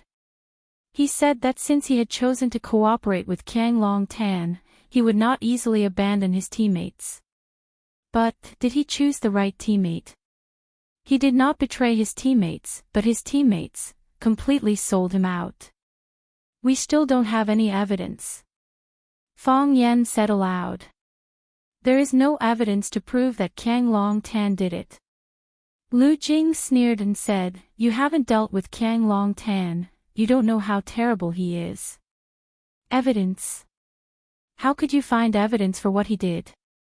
Besides, if I had evidence in my hands, would have reported Qiang Long Tan long ago. Why would I need to swallow it for so many years?" Fong Yan glanced at Lu Chaoga and said, "Principal Lu is in a bad mood now. Give her a little more time. Let her think about it again." Lu Jing looked at Lu Chaoga and said, "Chaoga, this is your business. You take care of it yourself. Uncle Lu doesn't mean anything else. I just hope you don't walk the same path as your father. Qiang Long Tan is already diluting your father's shares with shell companies. If you act too late, I'm afraid there won't be anything left in your hands. Uncle Lu." Lu Chaoga looked up at Lu Jing and said, "Can you help me?" "Me?" Lu Jing looked at Lu Chaoga in surprise. "I've always wanted to help you. I used to be able to provide you with some information. But I have no power or position now, and I'm just a stranger to Longtu Group. What can I help you with? Although you've resigned from Longtu Group, you can be my representative. Help me set up a legal team and negotiate with Qiang Long Tan. Help me get back everything that belongs to me. Chaoga, I've always been in the technical field, and I really can't do this. You should find another trustworthy person." Lu Jing refused. His expression was sincere and his tone was sincere. "Only you," Lu Chaoga said. "You're the only one I can trust and the right person to do this. Uncle Lu, I'm counting on you." "Fine." Lu Jing gritted his teeth and said, "I don't know much about economics, but I know how to negotiate with Qiang Long Tan. Thank you," Lu Chaoga said gratefully. After discussing the details, Lu Jing stood up and said goodbye to Lu Chaoga. Lu Chaoga couldn't stand up to see him off because of her legs. Fong Yan walked him to the gate of the small courtyard. Lu Jing opened the umbrella and said to Fong Yan, "It's raining heavily outside. Let's go back." Fong Yan stood at the threshold and said with a smile, "It's raining heavily outside. Take care. Let's go." Lu Jing waved his hand and walked into the rainforest. Because of the accumulation of rain on the ground, Fong Yan could clearly see that his shoes were soaked as soon as they touched the ground. Fong Yan closed the gate and walked back to the living room. He sat down next to Lu Chaoga, who was staring out the window in a daze, and said, "Are you in too much of a hurry?" "Yes, I am," Lu Chaoga said. "You believe that Qiang Long Tan did it?" "Right now, all the evidence points to him as the target. Everyone is telling me that he's the murderer," Lu Chaoga said. "Yes." Fong Yan thought for a while and said, "It's like it's been arranged." "Yes. It's like it's been arranged," Lu Chaoga said. "It looks like the pot of water is about to boil. So, I'll pour another bucket of oil into it. Let's see what kind of chemical effect it will have by pouring oil into boiling water." Fong Yan's body leaned weakly on the sofa and he said, "It must be wonderful, right? I hope that their patience isn't too good. I hope that they won't hide it for too long," Lu Chaoga said. I hope that it'll be a quick revenge. Lu Jing lived in an ordinary apartment in a residential area, which was very different from his status as a senior manager of Longtu Group.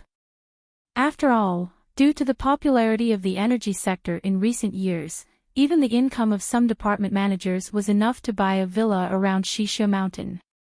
He parked his old Honda that he had driven for several years in the open-air parking lot below the apartment. Just as he was about to open the door and get out of the car, the phone in his pocket rang. He picked up the phone and saw that it was an unfamiliar number. After answering the call, he asked, "Who is this?" "Did she agree?" A man's voice came from the other side of the phone. "She agreed." A hint of a smile appeared on Lu Jing's lips. Even the most vigilant cat has its moments of napping. "Very good," the man said. "I have a present for you." "What present?" "Look up," the man said. Lu Jing was sitting in the car. The car did not have a sunroof, so he could not see anything when he looked up. So, he pushed the door open and took an umbrella from the back seat. Just as he was about to get out of the car to check, a large object fell from the sky. Lu Jing was still holding the large black umbrella in his hand. The umbrella cloth covered his entire body, and he could only tilt the umbrella to see the sky above his head. His eyes were narrowed into slits, and his beard was wet from the splashing rain. The sky was still dark, and the rain was already heavy. Rumble, thunder roared and lightning flashed. The blazing white lightning tore through the sky, lighting up the dark and oppressive sky like a bright lamp. With the help of that flash of light, Lu Jing finally saw clearly what the thing that was flying towards him was. It was the metal water tank that the property management company had installed on the roof to store water for the tenants. Yes, it was the large water tank that Lu Jing had once touched with his own hands. Chapter 164. The wind was howling, and the rain was pouring. The rain was getting heavier and heavier. Countless raindrops were like dense arrows, hitting Lu Jing's fat, pale, bearded face because he had been hiding in the studio for a long time to do scientific research. Everyone had been in the rain. Even if they sometimes felt it was cold, they rarely experienced the pain it brought. But this time, Lu Jing clearly felt it. His skin felt it, and so did his heart. The hair all over his body stood up, and every muscle in his body was stretched to the extreme. The rain was so sharp that it pierced thousands of holes on his face like a beehive. "Ah!" He opened his mouth, but he didn't know if he made a sound. It was like an art film with a muted sound. His ears had lost their hearing. In his world, there was only a moving picture, but there was no corresponding dubbing. The sound of the wind, the rain, and the rustling of the leaves all disappeared. He tried to raise his head. He wanted to see the man on the roof who wanted to end everything, but his vision was blocked by the water tank that was getting bigger and heavier. Bang! The water tank pressed his body under it, and at the same time, half of the car was flattened. The engine on the front of the car was sparking, which was his weak struggle and roar. But the wind and rain were fast, and the sparks were soon extinguished. Perhaps because of nervousness and fear, Lu Jing was still tightly holding the big black umbrella in his hand before he was smashed. When his arm was smashed by the water tank, the handle of the umbrella was also smashed. The umbrella cloth with the broken handle finally broke free, and it fluttered in the wind and rain. It was like a little black flower that was picked and abandoned by someone. Gagga, because of the huge vibration, several cars in the nearby parking spaces screamed. The shrill sound of the alarm rang through the sky. A resident opened the window, poked his head out to look at the ground, and shouted in a sharp voice, "The water tank on the roof has fallen. Someone's car was smashed. Go and see whose car was smashed. Someone's dead. Someone come quickly." The black shadow on the roof took out a monocular.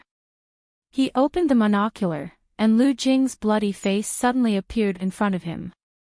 Horror. Resentment. They also died with their eyes wide open.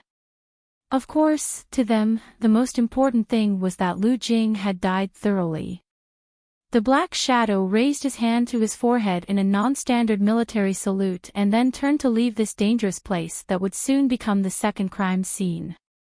Clang, the office door was knocked open. Jiang Zhulu anxiously shouted, "Lu Jing is dead." Lu Jing was crushed to death. Qiang Longtan was standing in front of the office window, holding a book called Heart Sutra in his hands, softly reading it. His expression was calm and peaceful. "Dad, do you know?" Jiang Zhulu asked anxiously. "Lu Jing is dead. He had just run into your office and quarreled with you. You had just fired him, and he died." Qiang Longtan closed the book, turned around and glanced at Jiang Zhulu. "I know," he said. "You." Jiang Zhulu looked at his father, who was so calm that it was almost eerie, and said, "You don't have any other reaction." "What kind of reaction should I have?" Qiang Longtan asked. "We've known each other for many years." "Lu Jing is a good person," Qiang Longtan said. "He's one of the few friends I have. When Lu Mingtu died, I recited the Heart Sutra to him. Now that Lu Jing is gone, I also recited the Heart Sutra to him. I hope they can pass away peacefully, without any pain, or conflict of interest in Elysium. But, aren't you afraid of the gossip outside?" Jiang Zhulu said, flustered and exasperated. "I just came back from outside. Many people are saying that this matter has something to do with you. They also said that I did it." Qiang Longtan asked calmly. "Yes," Jiang Zhulu said. "They said that you're cutting off dissidents. First, you got rid of Lu Mingtu, and now you got rid of Lu Jing. In order to achieve your goal of single-handedly controlling the Longtu group." Qiang Longtan smiled and said, "If that's what I'm trying to do, isn't this a little too much?" Jiang Zhulio's face was ashen with anger, but Jiang Longtan had a calm look on his face. It was as if the death of a person was just an insignificant matter. At this moment, he realized that compared to his father, who usually didn't talk much and kept silent most of the time, he was still too inexperienced. Jiang Longtan held the Heart Sutra and carefully stroked the rough surface with his palm. He said, "They are forcing me. They're forcing me." "Dad, call Chaoga and tell her to come home for dinner," Qiang Longtan said. Lu Chaoga had injured her leg and had asked for a few days' leave from school. But Fong Yan's hands and feet were all right, so he had to go to class as usual. Fong Yan's Chinese class was now a beautiful sight in the school. Ever since Class 1 followed the trend and began to carry out situational teaching, the other Chinese teachers no longer put on airs and began to think of ways to make their classes more lively. They tried their best to arouse the students' interest in participating and improve their learning abilities. Moreover, the bet between Fong Yan and Class 1's language teacher, Zhang Yu, had been spread throughout the school by some people with ulterior motives. The students of the two classes would compete in the next final exam to determine their overall score and average score. The loser would have to read an apology written by the winner on the school radio. Zhang Yu was a well-known teacher at Rosefinch, while Fong Yan was the most popular teacher in the school. One was a model of old-fashioned teaching, while the other was a practitioner and promoter of fancy teaching. The final exams were in a week. Who would be the real champion? Who would win the real honor? This time, it wasn't just a competition between Fong Yan and Zhang Yu's abilities, but also a question of which was more suitable for survival, the traditional way of teaching or the new way of teaching. Most people favored Zhang Yu, because Zhang Yu was a senior teacher in the school. More importantly, his students were the cream of the crop. In terms of overall quality, the students of Class 1 were far better than those of Class 9. Class 1 is doing a pre-exam simulation, and Zhang Yu has given us 14 test papers to help the students guess the questions. The students of Class 1 have been working very hard every day, and Zhang Yu has used a despicable tactic to beat us. Mr. Fong, don't we have to do anything? Huang Haoren asked worriedly.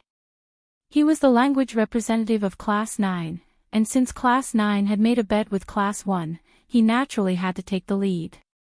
Not only did he have to find a way to boost everyone's morale, but he also had to find out the opponent's actions and strength through various connections.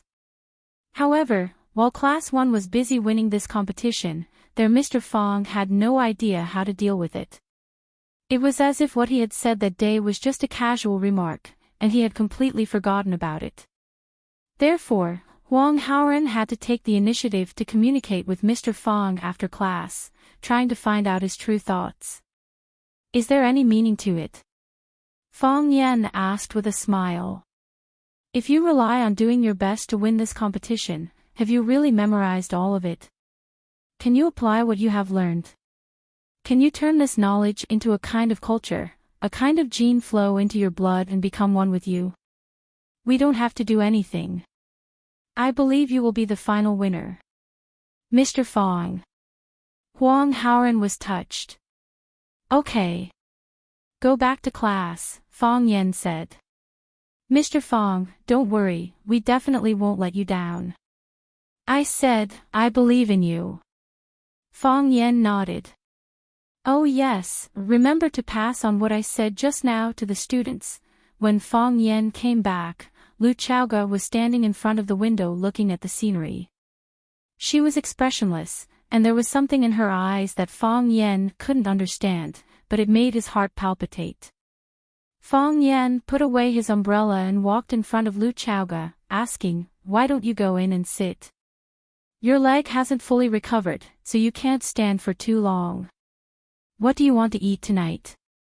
Lu Jing is dead, Lu Chaoga said. What? Fong Yan was shocked. At noon, they were still sitting together chatting, and he even walked him to the entrance of this small courtyard. He also told him to pay attention to the wind and rain outside. He only went out for 2 classes, and he hadn't even finished 1 article. How could a living person suddenly die? Was life so fragile? Fong Yan's expression became serious, and he said, they are now crazy and have completely lost their minds. They want me to lose my mind, Lu Chaoga said. So, the more it is at this time, the more we need to stay calm. Jiang Zhulu called and asked me to go home for dinner tonight, Lu Chaoga said. Asking you to go home for dinner at this time proves that Qiang Long Tan wants to have a showdown with you, Fong Yan said. It's not convenient for you to go home for dinner at this time. Shall I go with you? Okay, Lu Chaoga said, come with me. Fong Yingying and Fong Haohen ran out of the room. Fong Yingying looked at Fong Yan and said, Junior Marshal Uncle, shall we go with you? Okay, let's go together, Fong Yan said coldly. Just think of it as improving our lives. Fong Yan turned to look at Lu Chaoga and said, I heard that you rich people eat steak and drink red wine for dinner.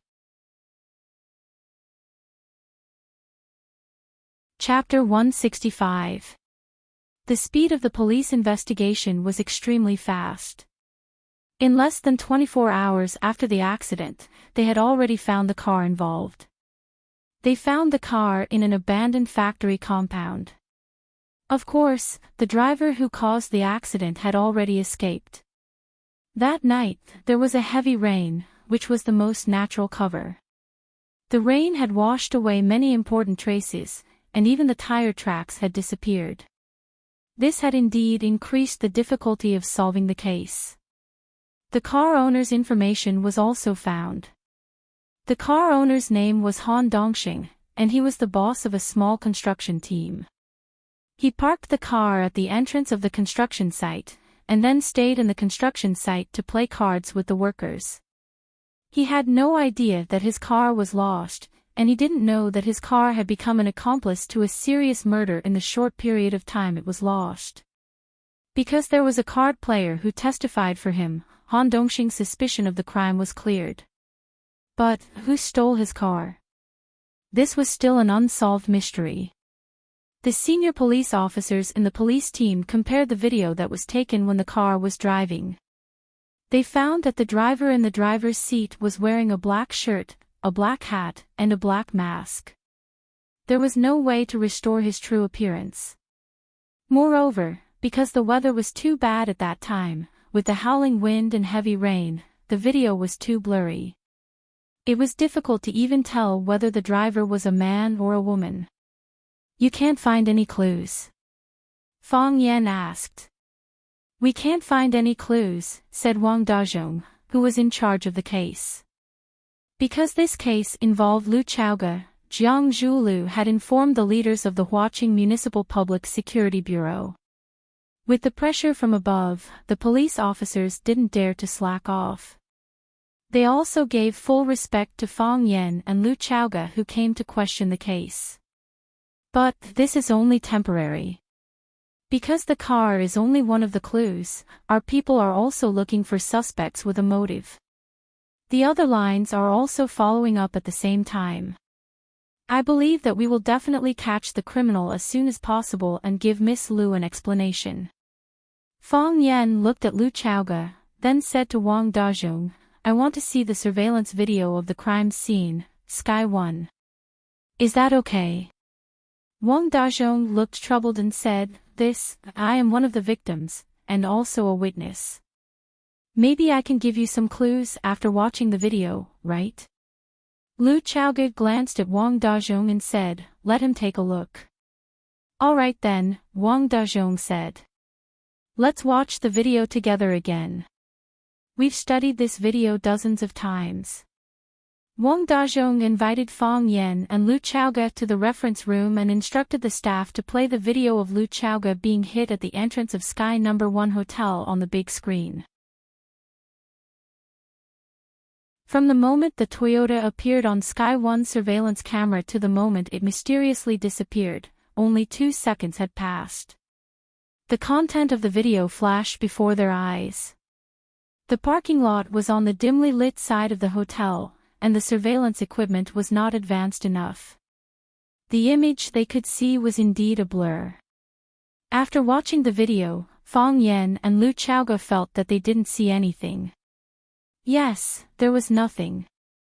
Can you play it in slow motion? Fang Yan asked. Slow motion, Wang Dazhong said to the technician. So, the video, which was only a few seconds in total, was slowed down and stretched, and it appeared in front of Fang Yan again. Stop! Fang Yan suddenly shouted. The technician immediately pressed the pause button, and the image of the black Toyota that had just appeared in the camera was instantly frozen. It was dark, and the rain covered the glass, adding a layer of protective film to it, making it impossible to see the driver's face. Lu Chaoge, Wang Dazhong, and the elites in the criminal investigation team all stared at the picture, but they didn't see anything unusual. Zoom in, Fang Yan said. Zoom in on the driver's seat. The technician heard Fang Yan's words and immediately did the corresponding action. Because the picture was constantly zoomed in, the pixels were infinitely diluted, and the image that could be seen became more and more blurry. Restore to the original state, Fang Yan said again. The technician adjusted the picture to the normal scale again. The pixels were clearer, but they still couldn't see anything strange. Is there a problem? Wang Dazhong asked doubtfully. Look at the steering wheel. Fang Yan said. What's wrong? Wang Dazhong looked at the steering wheel of the car and said, we have studied this 2-second video countless times. Did you find anything? There is only one hand on the steering wheel, Fang Yan said. Only one hand. Everyone's eyes were focused on the steering wheel. The technician also followed everyone's request to zoom in and out of the picture in that area, and then zoom in again and again. He kept repeating this action. Under Fang Yan's reminder, everyone found that there was indeed only one hand on the steering wheel. Does this mean anything? Wang Dazhong asked. We all know that when a person is doing something very important, he or she will focus all of his or her attention on a single point. Even if he is a professional killer. The wind is so strong, the rain is so heavy, the vision is so blurred, and the wheels may slip at any time. In order to improve the success rate of the mission, shouldn't he hold the steering wheel with both hands at the same time? He is a disabled person. Wang Dazhong asked in disbelief. Their detective work had never gone in this direction. They never thought that a disabled person would have such a deep hatred for Lu Chaoga that he would insist on killing her with a car. Yes. Fang Yan nodded. A disabled person. Rain was the city's natural cleaner. After a heavy rain, the whole city looked clean and green.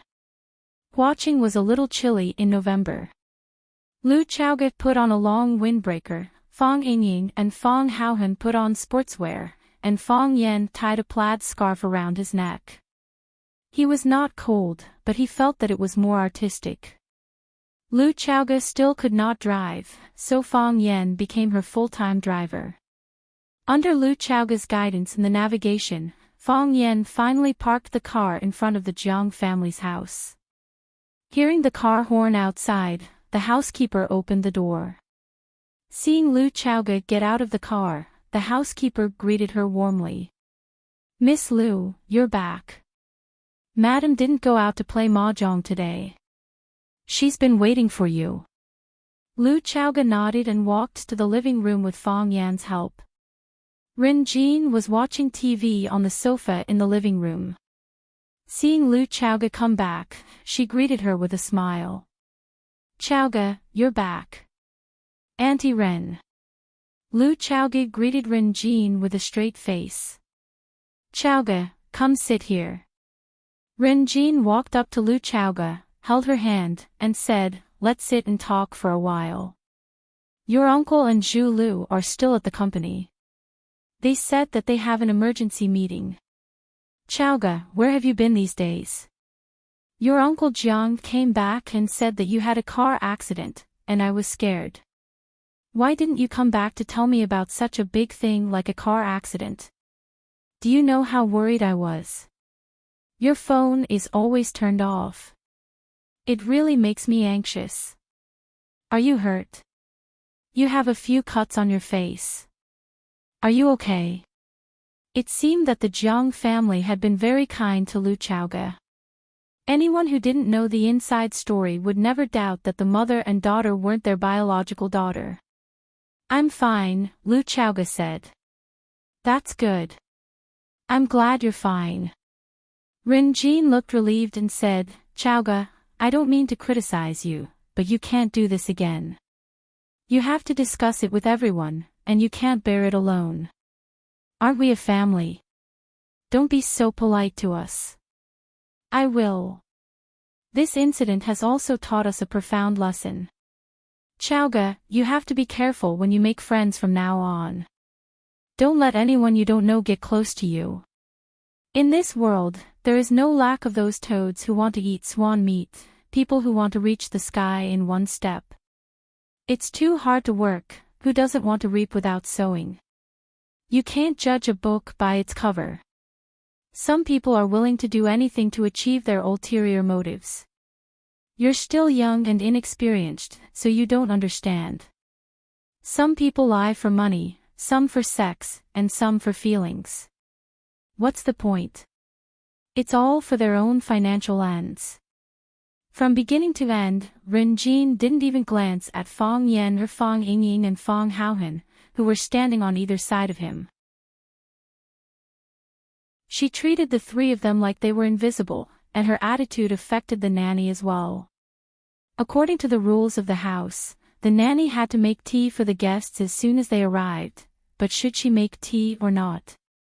Rin Jin ignored Fang Yan, Fang Yingying, and Fang Haohan, but when she chatted with Lu Chaoga, she attacked and condemned Fang Yan with every word she said. In her heart, Fong Yen was just a schemer who was like a toad lusting after a swan's flesh for no reason. For some reason, she was filled with hostility towards Fong Yen. Fong Haohan glanced at Fong Yen, then at Ren Jin. Taking Fong Yingying's arm, he said, "Hero, I'm hungry. I want to eat." "Then let's fill our stomachs," said Fong Yingying. Hence, Fong Haohan went over to the coffee table, picked up the glass that Ren Jin had been drinking tea from, took a big bite out of it and started chewing. Chapter 166.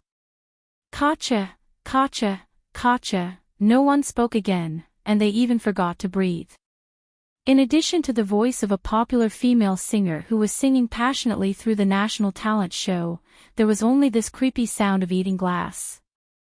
Moreover, the voice of the female singer had been completely ignored. There was only one rhythm and one sound in everyone's ears: gotcha, gotcha, gotcha. Ren Jin's eyes widened, her mouth opened wide, looking at the man who was chewing glass in disbelief. Was he really eating the glass that he used to drink tea with? How could such a thing be eaten? Wasn't he afraid of cutting his throat? The nanny's psychological endurance was even weaker. She pointed at Fong Haohan and trembled without saying a word, as if she had seen a ghost. It was also the first time that Lu Chaoga saw such a heroic side of Fong Haohan. She looked at Fong Yen with a surprised expression, thinking, what kind of strange people are this guy's friends? The most normal reaction was Fong Yen and Fong Yingying. They were used to Fong Haohan's behavior. Fong Haohan eating glass was not new, but Fong Haohan not eating glass was weird. Originally, Fong Yen thought that eating glass in other people's house was a very impolite behavior, but because Ren Jin was very rude to him, Fong Yen thought that it was a good thing to let Fong Haohan eat 2 glasses of his. At least, Fong Yen felt very happy when he saw Ren Jin's shocked and scared expression at this moment. Fong Yen was a kind man. He couldn't stand others making him feel wronged. Gotcha. After Fong Haohan ate a small half of the glass, the soaked tea leaves in the glass and the small half of the cup of tea became a burden. Hero Fong thought for a moment, then tilted his head back and drank the tea in one gulp. Then, he poured the tea leaves into his palm and put them into his mouth, chewing noisily. Ren Jin's face turned green. This is the cup she used, this is the tea she drank. Is this rogue indirectly kissing me? You! How can you eat those tea leaves? Ren Jin said angrily. Fong Yen felt that this woman's perspective was really unique. She didn't care why others ate the cups, but she cared why others ate her tea leaves. Was it common sense that tea leaves were harder to digest than glass? It's okay. Don't worry about him. Fong Yen comforted her. Tea leaves are rich in polyphenol, amino acids, and catechins. They are good for the body. Gotcha. Fong Haohan stuffed the rest of the glass shards into his mouth. After chewing and swallowing, he wiped his mouth and said to Fong Yingying, I'm not full yet. Fong Yingying patted Fong Haohan's shoulder and said, leave some room for steak and fruit salad. Ren Jin felt that her heart was twitching.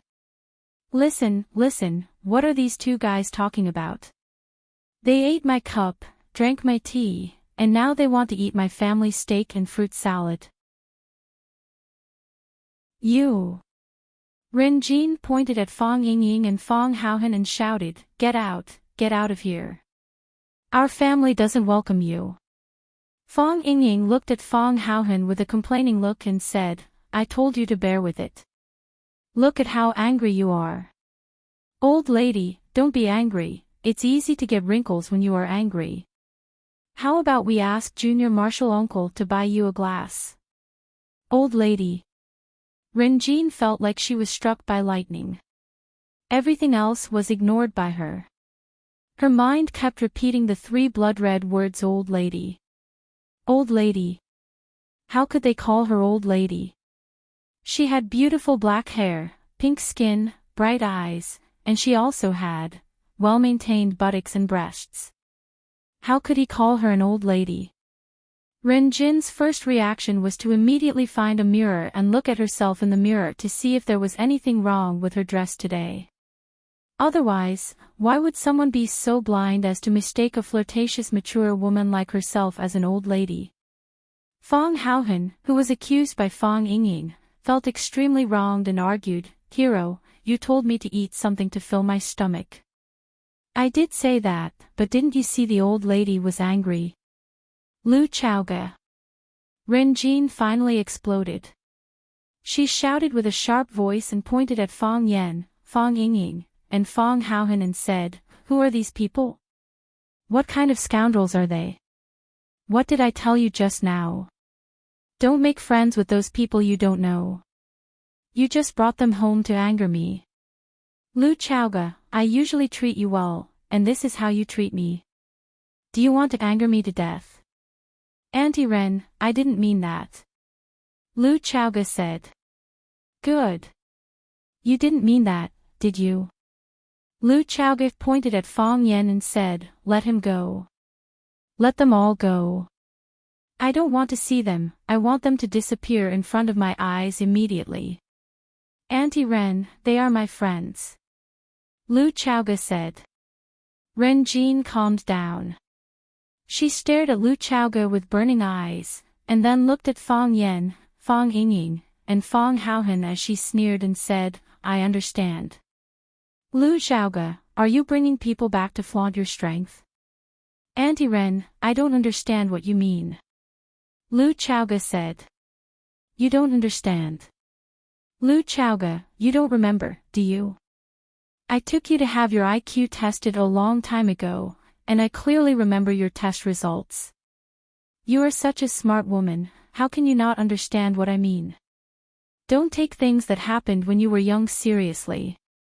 Ren Jin said mockingly, "That is to say, all these years of raising and taking care of you were fake." "I didn't mean that. Lu Chaoge, it's not that you don't understand, it's that you don't have it. If you have the ability, say it frankly. Why are you hiding it? Don't worry, you brought these 3 clowns to protect you. I can't beat you in a fight, but I can't beat you in an argument. You are safe." Lu Chaoge looked at Ren Jin and asked a question clearly, "How did my parents die?" Ren Jin was speechless. Lu Chaoge said softly, "It's useless to tell you." Lu Chaoge. Ren Jin looked angrily at Lu Chaoge and said, "I understand. You have always hated us, always suspected us. You always thought that we killed your parents. Am I right? You suspect the people closest to you. Your mind is really vicious. No wonder you always put on a dead face, no wonder you always ignored us, no wonder you didn't want to come back after you went abroad, no wonder you didn't want to accept when I wanted to betroth you to Jiang Zhulu to make us closer. So it's because of this. So many years of love are going to be erased just because of your suspicion. Lu Chaoge, do you have a conscience? Are you cold-blooded and heartless to this extent?" Lu Chaoge looked at Ren Jin and said, "Aunt Ren, what do I have to say to make you understand?" "You don't have to say anything, I already understand. How do I express myself to make my counterattack more powerful?" Lu Chaoge continued to ask. "You do treat me well, but there's a hint of hypocrisy in your smile. You don't treat me well because you like me, but because of your status and reputation. I understood this a long time ago. How many times have you quarreled with Uncle Jiang because of me? How many times have you suspected that I had an improper relationship with him? You told everyone that I was the best candidate for your daughter-in-law. Didn't you want to cut off the possible relationship between me and Uncle Jiang? Do you think this is how you treat me as your own daughter? You are good to me, Uncle Jiang is good to me, Jiang Zhulu is also good to me, so my life should be arranged by you. What should be said, what shouldn't be done? It's all up to you. I wanted to study abroad after high school, but you all opposed it. didn't you agree in the end? What kind of effort did I put in for this? Lu Xiaoge asked. You forcibly took me back from the United States. Did you care about what I thought?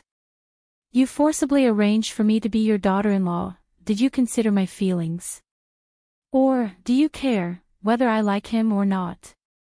Yes, it's because you treat me well that I can't resist.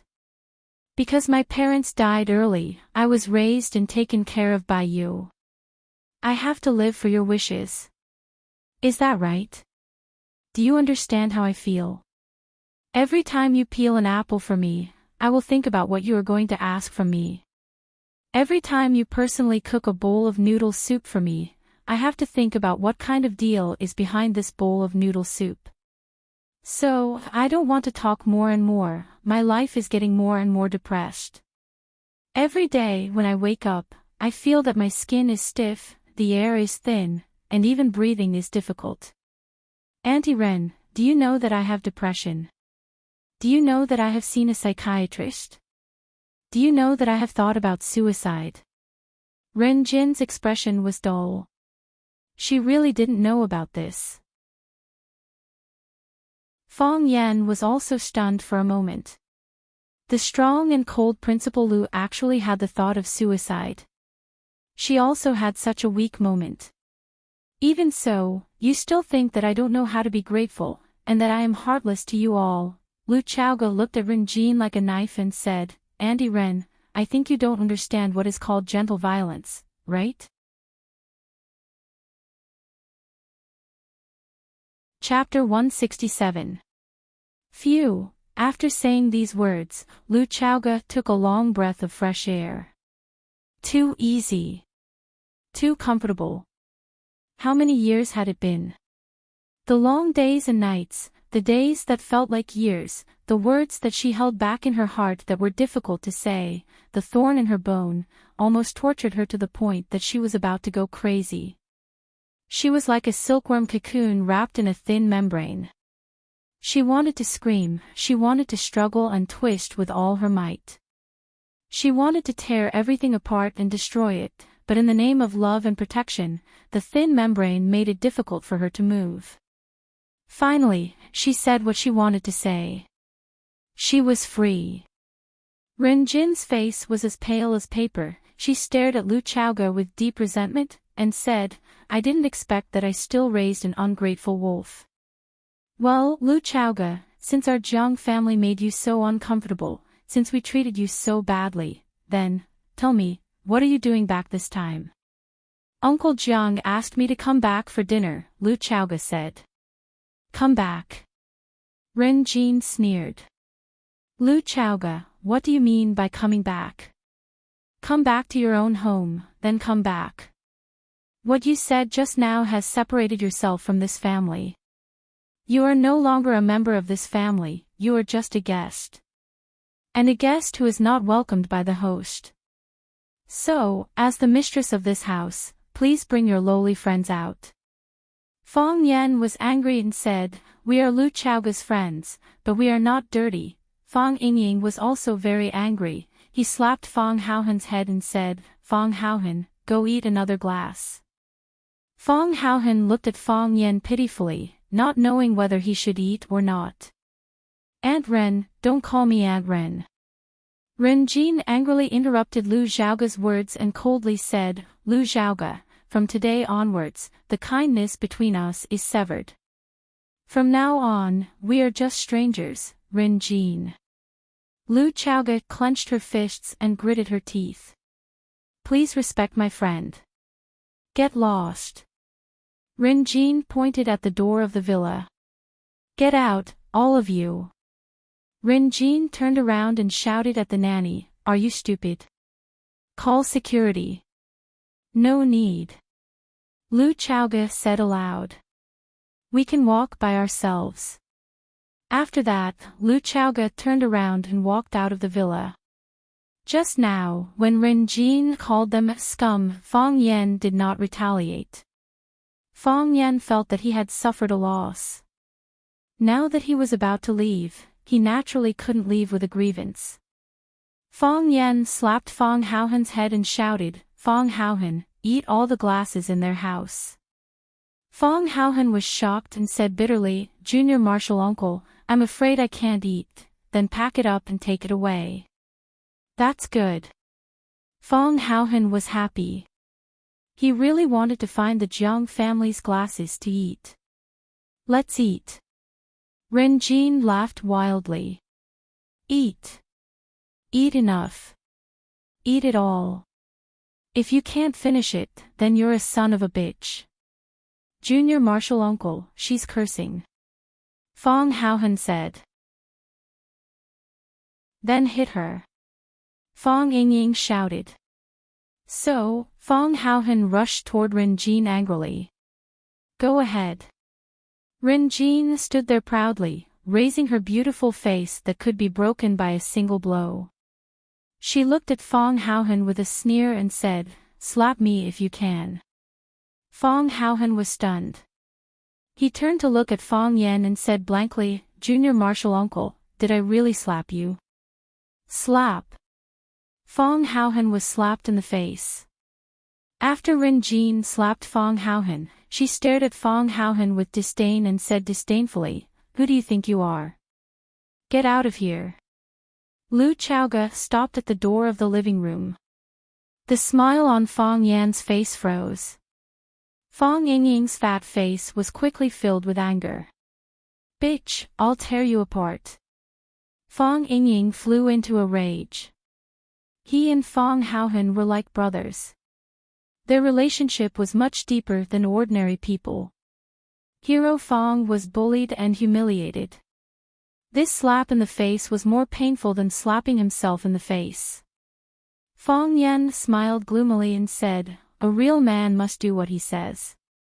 After listening to Fong Yan's words, Fong Yingying and Fong Haohan were like tigers and wolves that were released from their shackles. They angrily rushed toward Ren Jin. Slap. Slap. Hiss. The two slaps were the sound of Fong Yingying slapping Ren Jin. Hiss was because Fong Haohan, this simple and honest person, actually reached out and grabbed Ren Jin's long skirt. With just a light pull, the shoulder strap was split into two. Half of Ren Jin's shoulder was exposed to the air. It was snow white and smooth like a young girl. The purple bra strap left a clear flesh mark on her smooth and tender back. It made people look like they were full of the desire to conquer. Time stopped at this moment. Lu Chaoga's mouth was round and round. She looked at this scene in disbelief. The muscles on Fong Yan's face twitched. His eyes were sparkling as he stared at Ren Jin's sexy shoulder and the equally sexy bra strap. I just said it casually. Why did you really tear it? Fong Yingying trembled with excitement. This man, Ren Jin's expression was the calmest. She was angry to the extreme, so she was calm to the extreme. She stood there with a face full of arrogance. She stared coldly at Fong Haohan and said, tear. Continue to tear. Fong Haohan looked at Ren Jin's eyes. He felt that this woman had a strong power that he couldn't see but could feel. Lu Chaoga came over and put the silk scarf on Ren Jin's shoulder. She said, my friend didn't do it on purpose. I think, he probably didn't expect such a thing to happen. She turned to look at Fong Yan and said, there are video surveillance cameras in all the public areas of this villa. There were surveillance cameras. If Ren Jin insisted that Fong Haohan was plotting against her, it would be really difficult for Fong Haohan to clear his name. Fong Yan quickly jumped out to explain and said, yes. Fong Haohan is a bit stupid. He usually likes to do stupid things. Which normal person would eat a glass? Isn't there something wrong with his brain? Lu Chaoga glanced at Ren Jin and said, since we are unwelcome guests, my friend and I will leave first. Lu Chaoga turned to leave, and Fong Yan quickly walked over to support her, who was still walking unsteadily. Fong Haohan looked at Ren Jin timidly and said, that. I didn't expect your clothes to be so fragile. They were torn with one tear. I didn't mean that, let's go. Fong Yingying grabbed Fong Haohen's arm and said. Fong Haohen turned around and looked greedily at Ren Jin, who had an inviolable expression, and said, she is so beautiful. I want to find a wife like her in the future. Fong Yan and Lu Chaoge had just walked to the small courtyard of the villa. Before they had time to get into the car, the door of the villa opened again. Clatter, the electronic door extended to both sides, and then a black Bentley stopped at the gate of the courtyard. The bodyguard in the passenger seat quickly got out of the car, and Jiang Zhulu got out, followed by Qiang Longtan, the chairman of the Longtu group. Qiang Longtan saw Lu Chaoge standing by the car and said with a smile, did Chaoge just get here? I'm going back, Lu Chaoge said. Go back. Qiang Longtan was surprised. Didn't we agree to have dinner together tonight? I rejected several social engagements just to come back and have a good meal with you. What? You don't want to give me this chance. I told her to leave. Ren Jin appeared at the door of the living room with a silk scarf draped over her shoulders and said, they are unwelcome. Nonsense. Jiang Longtan scolded, Xiaoge is our family. She's our family.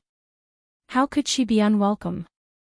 Ren Jin looked at Qiang Longtan with a sneer on her face and said, Qiang Longtan, even if you dig out your heart and liver and feed them to them, it's just like throwing a meat bun at a dog. If you're interested, I have a recording of what she said just now. You can listen to it carefully. You treat her as your family, but she thinks that your home is a prison and wants to run away immediately. Let her go. If she becomes depressed or commits suicide again, who will bear the responsibility? Qiang Longtan turned his eyes to Lu Chaoge and asked her if what she said was true. Lu Chaoge nodded and said, Uncle Jiang, let me go. I don't want to have dinner with her. I don't think anyone has an appetite now. Fong Yingying and Fong Haohen both wanted to say that they had an appetite. They had been busy for half a day and were still hungry. But Fong Yan stopped them with a look. They swallowed and didn't say anything in the end.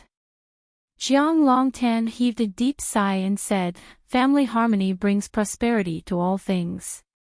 I'm responsible for the mess at home. Well, since I can't eat anymore, let's sit down and talk about something. I have to discuss this matter with you personally. Lu Chaoge looked at Qiang Longtan and asked, what is it? Jiang Longtan's brows deeply furrowed as he solemnly said, a lot of things have happened recently. First, you were attacked, and then Lu Jing died suddenly. To be honest, I'm under a lot of pressure. I, Qiang Longtan, can say that I have a clear conscience, but I still can't ignore everyone's views and criticism. Everyone outside is saying that I'm the one who did it. They say that I killed him in order to control the whole Longtu group. I know that I'm not that kind of person. The reason why I haven't made that decision is because I think that the power of the whole is the strongest and the most competitive. Qiang Longtan looked at Lu Chaoge with a gentle expression and kind eyes, as if he was looking at his most beloved daughter and said, I just held a meeting with the company's top management, and a lawyer notarized it on the spot. I'm going to transfer your father's shares to your name. In other words, I'm going to give you half of the Longtu group. You deserve it.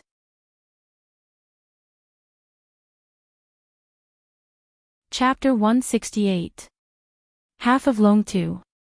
Fong Yan opened his mouth slightly, his face full of surprise and joy. What surprised him was that Qiang Longtan was really willing to give away half of Longtu. Although Lu Chaoge's father, Lu Mingtu, had founded Longtu Group with Qiang Longtan, and the company name, Longtu, was taken from Qiang Longtan's and Lu Mingtu's names, Lu Mingtu had used his technology to invest in the company. Moreover, due to his untimely death, the Lu family had long been separated from Longtu Group. The reason why Longtu Group could develop to its current scale was almost single-handedly created by Qiang Long Tan. It could be said that Qiang Long Tan was fully deserving of the soul and king of Longtu Group. However, Qiang Long Tan was actually willing to split the product of his hard work into two and give it to the daughter of an old friend.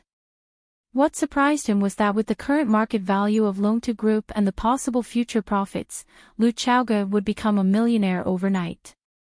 Fang Yan originally thought that he had hugged a thick thigh, but in the blink of an eye, this thick thigh had become a giant thigh. As long as Lu Xiaoge took over these shares, her name might appear on the next Forbes World's Richest list.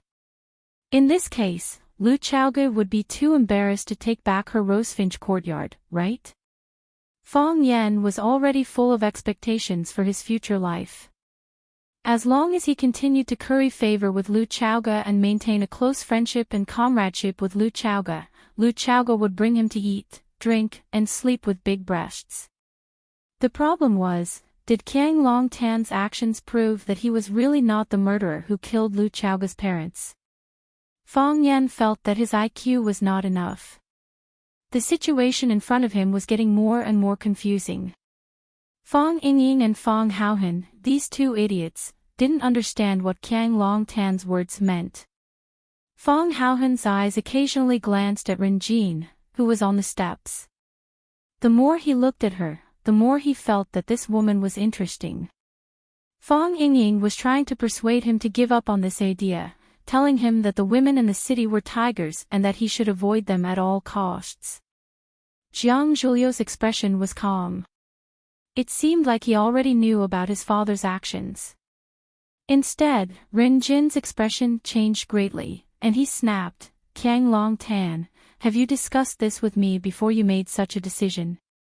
Qiang Long Tan glanced at Ren Jin and said with a smile, "What's there to discuss? Didn't I just say that?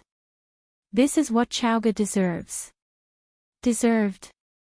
Ren Jin sneered. Then it's really easy for her to earn money. What has the Lu family done for Longtu all these years? What has Lu Chaoge done for Longtu? When you were working overtime at the company day and night, she was studying and traveling in the United States with a designer bag on her back. When you were begging for help with a glass of wine in your hand, she was fulfilling her dreams and hobbies at school. Who developed Longtu? Without you, Qiang Long Tan, would Longtu be what it is today? Would Longtu be what it is today? Would Longtu be as valuable as it is today? She was living a pure and innocent life, and everyone took care of her. Now you've given away half of Longtu with just a few words. Qiang Long Tan, let me tell you, I don't agree. Qiang Long Tan smiled bitterly and said, "Ren Jin, don't make trouble out of nothing. I've already held a board meeting before I came back, and now this decision has been approved by the board." Make trouble out of nothing. Ren Jin's expression was extremely ugly. Anyone who heard that their husband had given away billions of assets to someone else would have such a reaction. Moreover, this was a woman she hated very much. At that time, the investment in Longtu was made by me. According to the laws and regulations of joint property, I own half of your shares in Longtu. So, I also have the right to vote. My attitude is that I don't agree. Okay. Qiang Long Tan's expression turned serious and said, "I'll explain this to you later." That's settled. Qiang Long Tan turned around and shouted, "Jiang Zhulu." Jiang Zhulu came forward and took out a document from the file bag in his hand and handed it over. Qiang Long Tan took the document and handed it to Lu Chaoge, saying, "Chaoge, take this document back and have a look. The shares will take effect after you sign it." Lu Chaoge's expression was calm, but she looked at Qiang Long Tan thoughtfully. "Take it." Qiang Long Tan smiled warmly and said, "Although this sounds a little distant, we'll be working partners from now on." Lu Chaoge took the document from Qiang Long Tan's hand and said softly, "Thank you. You really do owe me a thank you." Kiang Long Tan nodded and said with infinite emotion, I've indeed invested too much in Longtu Group, time, energy, and everything. Fortunately, we're still a family. Longtu won't be divided, it's still a strong whole. Yes. Lu Chaoga said, Longtu won't be divided, it's still a whole. It's always been like that. Jiang Zhulu walked up to Lu Chaoga, smiled elegantly, and said in a very gentlemanly manner, Chaoga, congratulations. To be honest, I'm a little uncomfortable with my father's decision. That's half of Longtu we're talking about. But I still have to congratulate you. As my father said, you deserve it. The Jiang family isn't as greedy as people think, and we don't covet other people's things. Now that you've gotten back what belongs to you, I hope you'll be able to let go of the knot in your heart and be truly happy. Pausing for a moment, he glanced at Fang Yan beside him and said, also, I want to say that I haven't given up. My pursuit of you has just begun. Why are you saying that? Kiang Long Tan waved his hand and said, I'm innocent. There's nothing to explain. But I won't get involved in your pursuit of Chaoga. That's between you young people. Chaoga, there's something I need your help with. Once the contract comes into effect, we'll need to hold a press conference to announce the change in ownership. Is that okay with you? No problem, said Lu Chaoga. Good. Kiang Long Tan nodded. It's settled, then. If it's not convenient, I won't force you to stay for dinner. I'm tired. I'll let Zhulu drive you. Kiang Long Tan waved his hand and walked up to Rin Jin, who was standing on the steps, looking exhausted. Lu Chaoga's car started up slowly, and the light from the back of the car shone on the wall, Kiang Long Tan, Rin Jin, and Jiang Zhulio's faces. The light flickered on and off, and the expressions on their faces changed. It had been raining for a few days, and the nights in Huaqing were damp and cool. 19 Step Street used to be narrow and short, and people who had nothing better to do would only need 19 steps to walk the entire length of the street. Of course, 19 Step Street was no longer what it used to be. It was now one of the busiest streets in Huaqing. A young man and a young woman walked on 19 Step Street, attracting the attention of countless onlookers. Some people even took out their phones and tried to take pictures of them. The girl looked to be about 18 or 19 years old. She wore a simple white dress, a pair of red leather shoes, and a long leather shawl. She didn't have any accessories on her, but everyone who saw her felt that she was elegant and noble, and they forgot about the world. The man standing next to her gave off a strange feeling. He was slightly older than the girl, and he wore a white casual outfit. He couldn't be considered handsome, and his facial features weren't exquisite. His eyes looked a little too small, his lips looked a little too thick, and his nose didn't meet the standards of a male god that girls expected. However, when all these flaws were put together, it gave off a feeling of perfect harmony. He wasn't cold or handsome, but he had a unique aura. Even when he was walking with the girl next to him, no one thought that he would lose points or be a flower stuck in cow dung. They should be together. That was what everyone thought. The two of them walked aimlessly, their eyes focused on the road in front of them. They didn't look left or right, nor did they have the intention to shop. They looked more like they were walking than shopping. You're so boring, Chinitian said.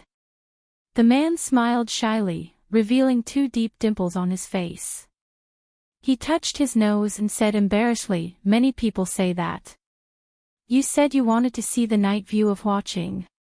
That's why I brought you out. I've already seen it. The man nodded and said, every step we take is the night view of Huaqing. Have you really seen them? The people on this street, the dense crowd, the men and women walking towards us or brushing shoulders with us. Do you really think you've seen them with your own eyes? Chinitian said with a cold smile, I'm really curious, what kind of people can catch your eye? We've walked 749 steps on this street. There are 212 men, 1,656 women, and 19 children.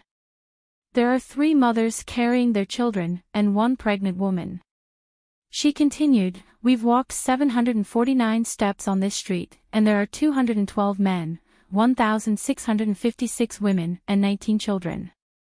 Oh, we walked past 2 Nike stores and 2 opticians. I didn't pay much attention to the rest. After all, I'm really not very interested in these things. The man said with a smile. He still looked like a shy little boy when he smiled. Chinitian sighed softly and said, they say you have a photographic memory and that your mental calculation ability is unparalleled in the world. Looks like it's true. You also have a lot to learn from me, the man said. The people around me keep telling me that. What do you think you need to learn from me? Chinitian asked. I don't make tea as well as you do, don't dress as well as you do, don't have a grasp of fashion, don't sing, don't dance, and don't even like to talk. The man lowered his head and said, I think I have too many things to learn from you, right? But, you're Jiang Junling. Chinitian curled his lips and said, Huaxia's hero Jiang Junling. Not every outstanding young man can get such an evaluation, right?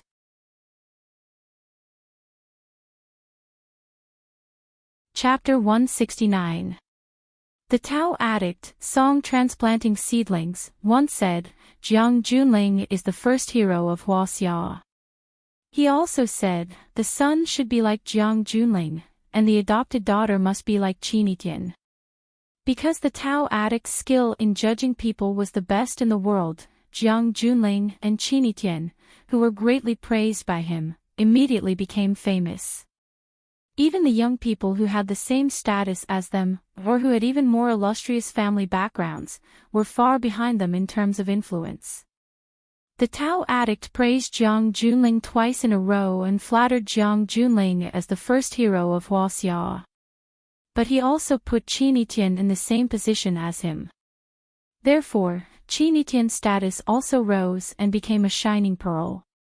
After listening to Chinitian's words, Jiang Junling's shy face became more embarrassed.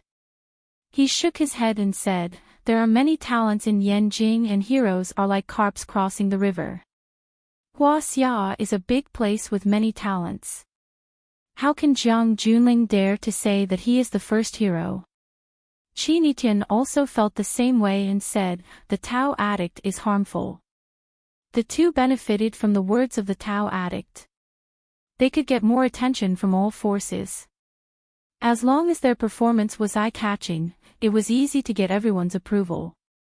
With all kinds of resources piled up, it would be hard for one not to become a dragon or phoenix among men. However, they also suffered because of the Tao addict. They were still young and had a free and unrestrained heart. Being stared at by so many pairs of eyes, they also felt a great pressure that could penetrate through any opening. As long as we don't take its false reputation seriously, others won't take us seriously. Jiang Junling said. The best thing humans are good at is forgetfulness. It's boring to talk to you. Chinitian said. Jiang Junling smiled and said, you are the first person to talk to me like this. Others may think so, but they have never said so.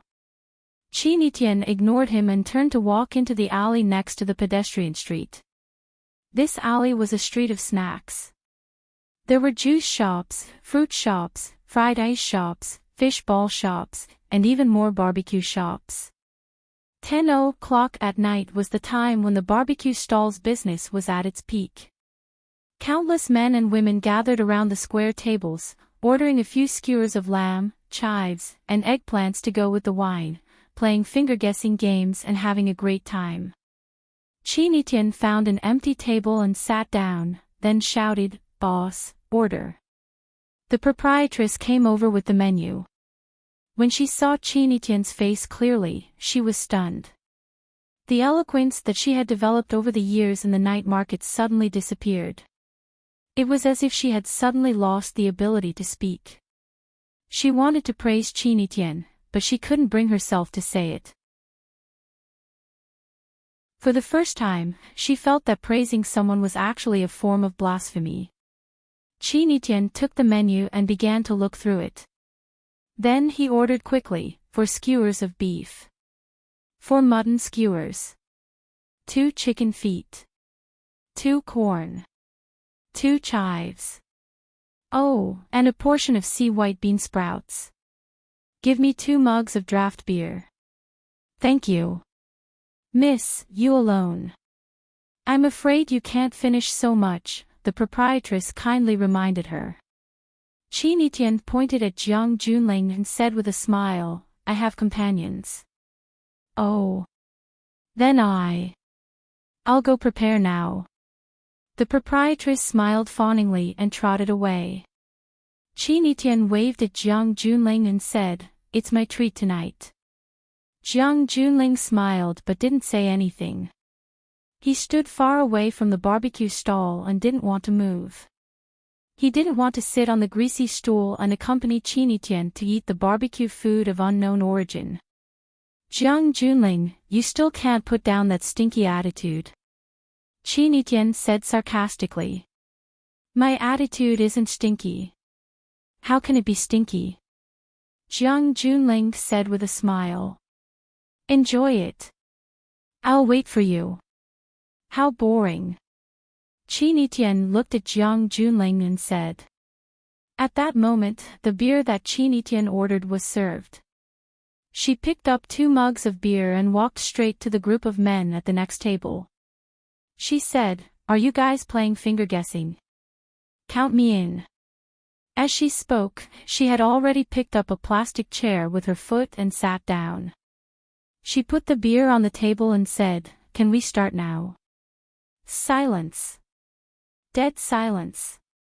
The pupils of the blonde skinny boy expanded, the acne on his pigtail opened his mouth wide, the azure dragon tattooed on his left arm and the heavenly wolf tattooed on his right arm, the big fatso who bragged to his friends that he wanted to drink the strongest alcohol, eat the fattest meat, and use the sharpest sword to fuck the sexiest woman, just like the protagonist of a novel by Gu Long. Everyone looked at Chinitian in surprise, looking at the woman who suddenly appeared in front of them. They were a little nervous, a little scared, but most of them didn't know what to do. This woman. She can't be a female demon, right? Knowing the background of the people at the table, the lady boss was worried that the delicate girl would be at a disadvantage sitting with them. She was about to come over and give her a friendly reminder, but the scene that unfolded in front of her left her puzzled and confused. The most vicious and greedy gangsters of the 19th Street welcomed such a fat sheep with this kind of attitude. What? You don't want to? Chinitian raised her eyebrows and asked. Her frown made the hearts, livers, lungs, and other organs of the gangsters melt.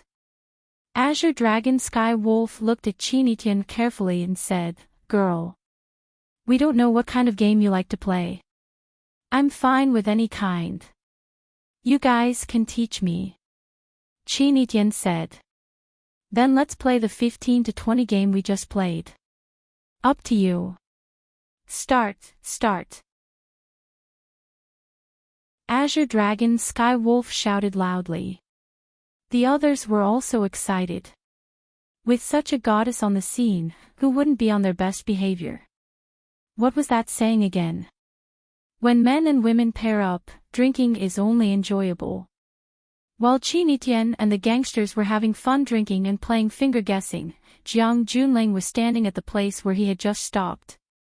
His clothes were immaculate, his hair unruffled, his back ramrod straight. He maintained a calm and gentle smile on his face.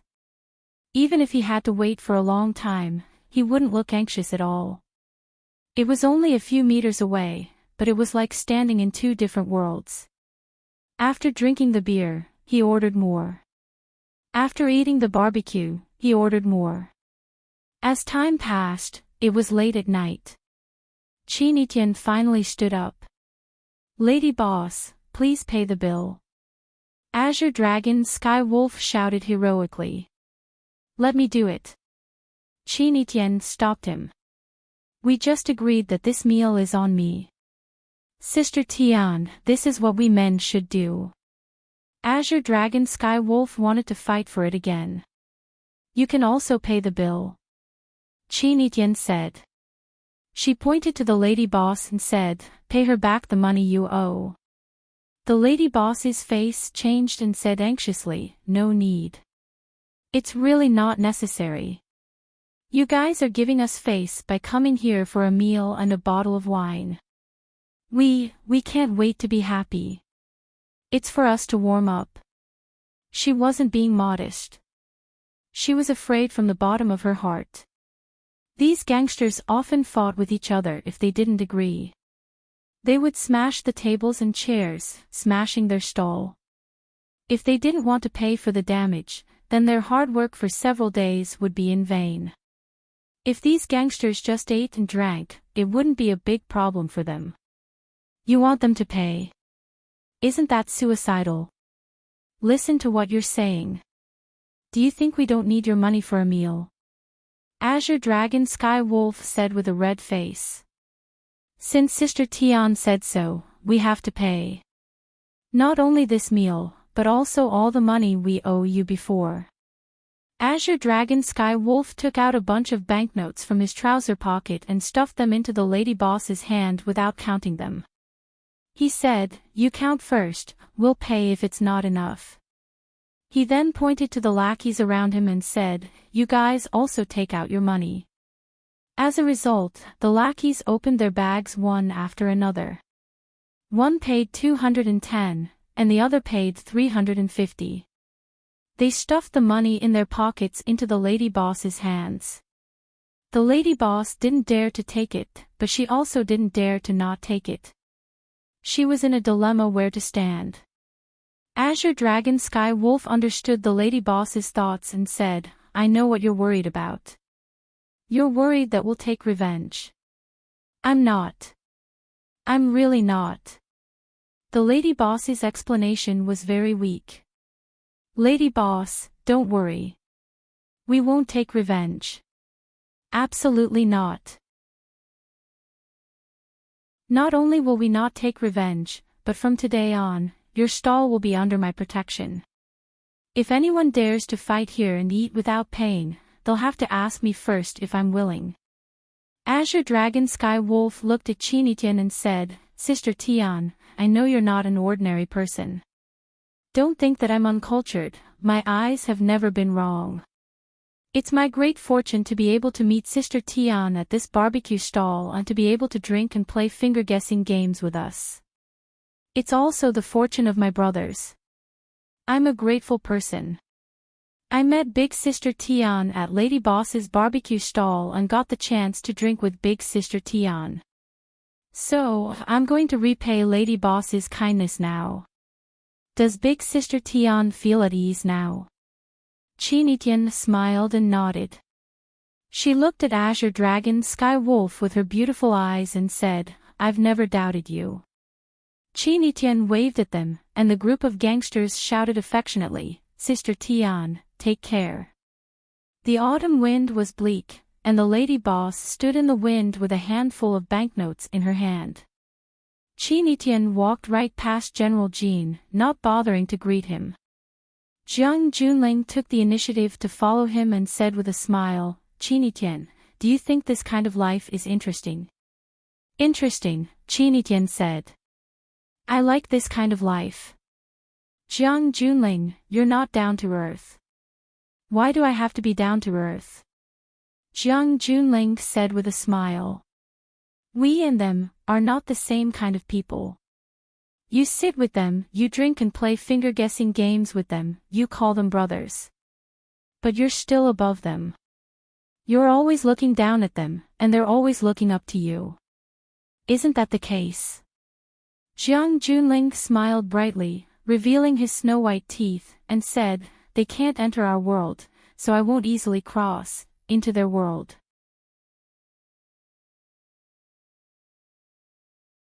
Chapter 170. So you always maintain a high and mighty attitude, like a god? Qin Etienne asked. Your so-called fusion, isn't it just another form of being high and mighty? Wherever you go, you change the fate and direction of some people and things. Just like that lady boss. You are also a god. The difference between us is that I am a god who does not do things, and you are a god who does things. I am not a god. Qin said. God is too far away. Have you seen Marvel movies? I am a god with power, just like the hero in those stories. I have such power, why don't I use it to change the fate of some poor people around me and the final outcome of some sad things? I like the feeling of change, as if seeing them reborn in front of my eyes. Jiang Junling smiled and said, I am different from you. After watching those movies, I want to destroy the world more. Destruction is more fulfilling than change. Otherwise, why do people like to smash cups when they are angry? Don't work together when we have different goals. But, many people hope that we can finally come together. General Ling smiled and said, that old man Song Zhanqing said that his son should be General Ling's wife, and his adopted daughter must be Qin. That in itself was a sinister move. Who do you think ordered him to do that? Who can instruct Tao Addict? There will always be someone. Jiang Junling said with deep eyes. If there is a dragon, there must be a dragon slayer.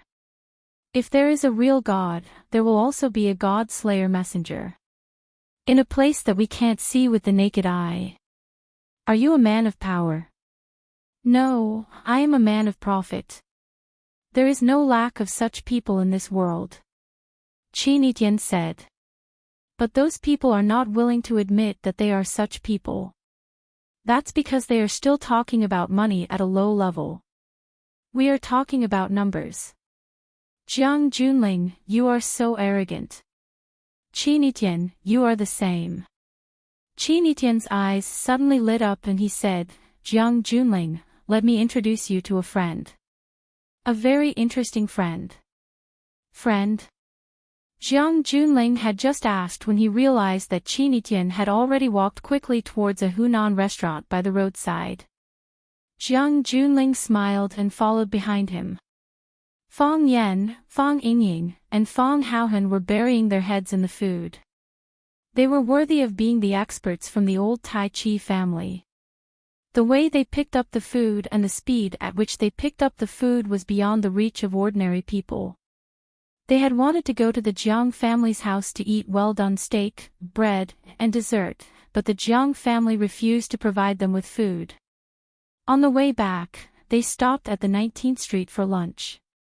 They planned to go back to sleep after lunch. No one was cooking at home. Lu Chaoga rarely moved her chopsticks. She didn't know if it was because she wasn't interested in the hot and spicy food in front of her or because she was thinking about her own matters. She had just obtained half of Longtu and became a super-rich woman with billions of funds. There were indeed a lot of things she needed to figure out. The most urgent problem was, how was he going to spend so much money? If Fang Yan encountered such a problem, he would definitely be anxious to death. Fang Yan looked up at Lu Chaoga and said, you don't like spicy food, right? Don't worry, I ordered a vegetarian dish for you. There is a vegetarian dish. What vegetarian dish? Fang Yingying asked without looking up with a greasy piece of boiled meat in his mouth. Tiger skin pepper. You guys eat. Lu Chaoga said, I'm not hungry. You still have to eat a little, Fang Yan said. Only with a good body can you inherit a good fortune. Didn't it say on the internet? The most tragic thing in the world is to have money but not a person. Fang Yan.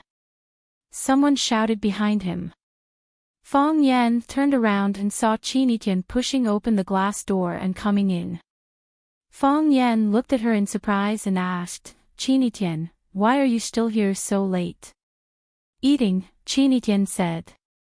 She looked at Fang Yingying and Fang Haohan, and then looked at Lu Chaoga. She took the initiative to greet and said, hello, Principal Lu. Lu Chaoge nodded to Chinitian and said, "Hello, Chinitian." Lu Chaoge was no stranger to the number one student in the school. "I don't think I'm disturbing you guys, am I?" Chinitian asked with a smile. "You'd better go back quickly," Fang Yan said. Being called by his own student in front of his immediate superior, Fang Yan felt his self-esteem was hit. It would not be good if Lu Chaoge misunderstood that the students in the 9th class didn't respect him. Therefore, he wanted to send Chinitian away as soon as possible. "We're going back after eating. Let me introduce you to my friend." Chinitian glanced at Jiang Junling, who was standing not far behind, and said, "Jiang Junling. Although I know you're not interested in meeting him." "General what?" Fang Yan's eyes widened. "Jiang Junling," Chinitian said. "You came out to meet your online friend?" Fang Yan was shocked. He stood up, looked at Chinitian and said in a low voice, "Chinitian, you have to be careful. The media often reported that girls were cheated of money in sex when they met online friends, and some even lost money in sex. I read a newspaper 2 days ago that a girl's phone was stolen by a male online friend when she was taking a shower after having sex with him. How hateful. How could she chat with others on WeChat without her phone?" There were even more tragic things that Fang Yan was too embarrassed to say. A girl took the train for more than 10 hours to Yanjing to visit her online friend. As a result, the online friend treated her to a 6 yuan spicy hot pot, but had sex with her 12 times in one night. Chinitian smiled and said, "He's not an online friend, and Jiang Junling is not an online name. His surname is General, and his name is Jiang Junling." Fang Yan looked a little embarrassed and said, "This surname is quite rare. There is a surname General among the 100 surnames. I'll have to study it later."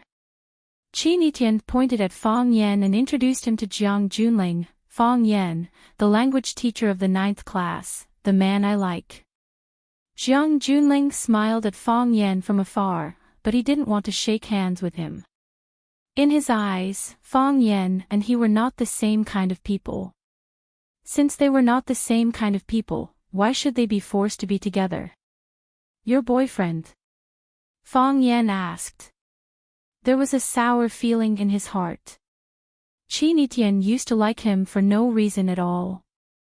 Why did she suddenly fall in love with someone else? A person should have a beginning and an end, okay? Even if I don't like you. I didn't stop you from liking me. What do you think? Chinitian's eyes were full of smiles, hidden joy, and shyness. Chinitian could be shy. Seeing Chinitian's shy look, Fang Yan's heart sank even more. He looked at Chinitian earnestly and said, "Student Chinitian, you are a student. Students should focus on their studies. As your language teacher and the head teacher of the 9th class, I have to tell you seriously, you can't have puppy love." Fang Yan looked at Jiang Junling again and said, "Mr. General, this surname is really different.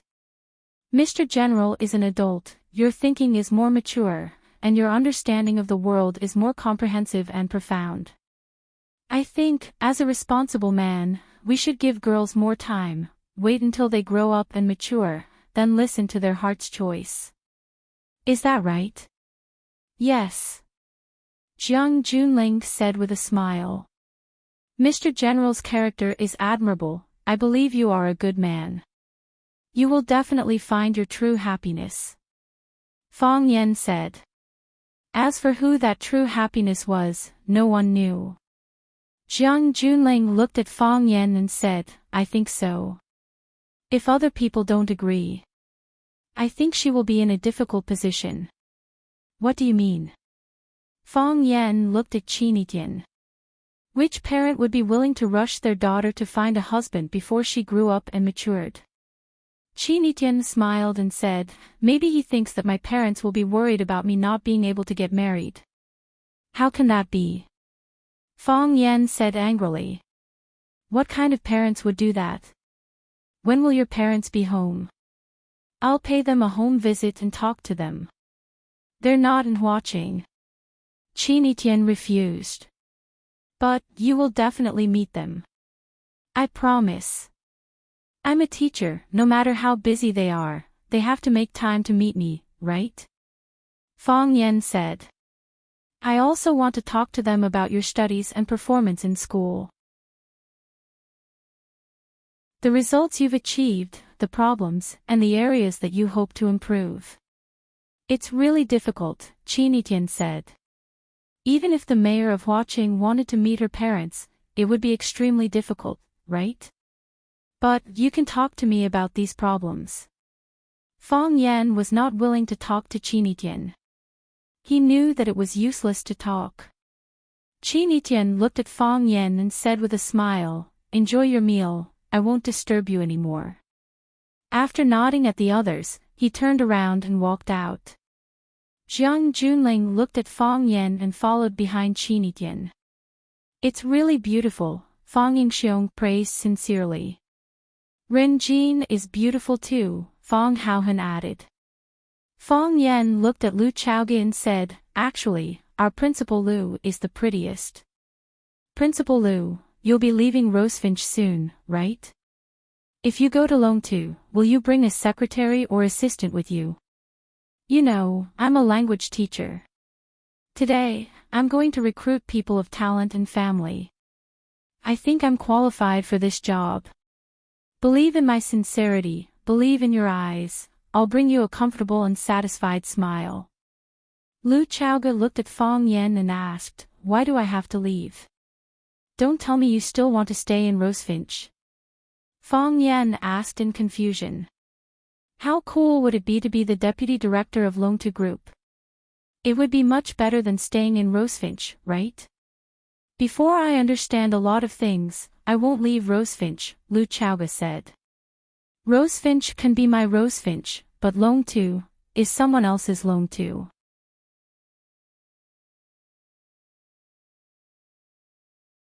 Chapter 171. What do you think? Chinitian asked. What do you mean, what do you mean? Jiang Junling asked. What do you mean?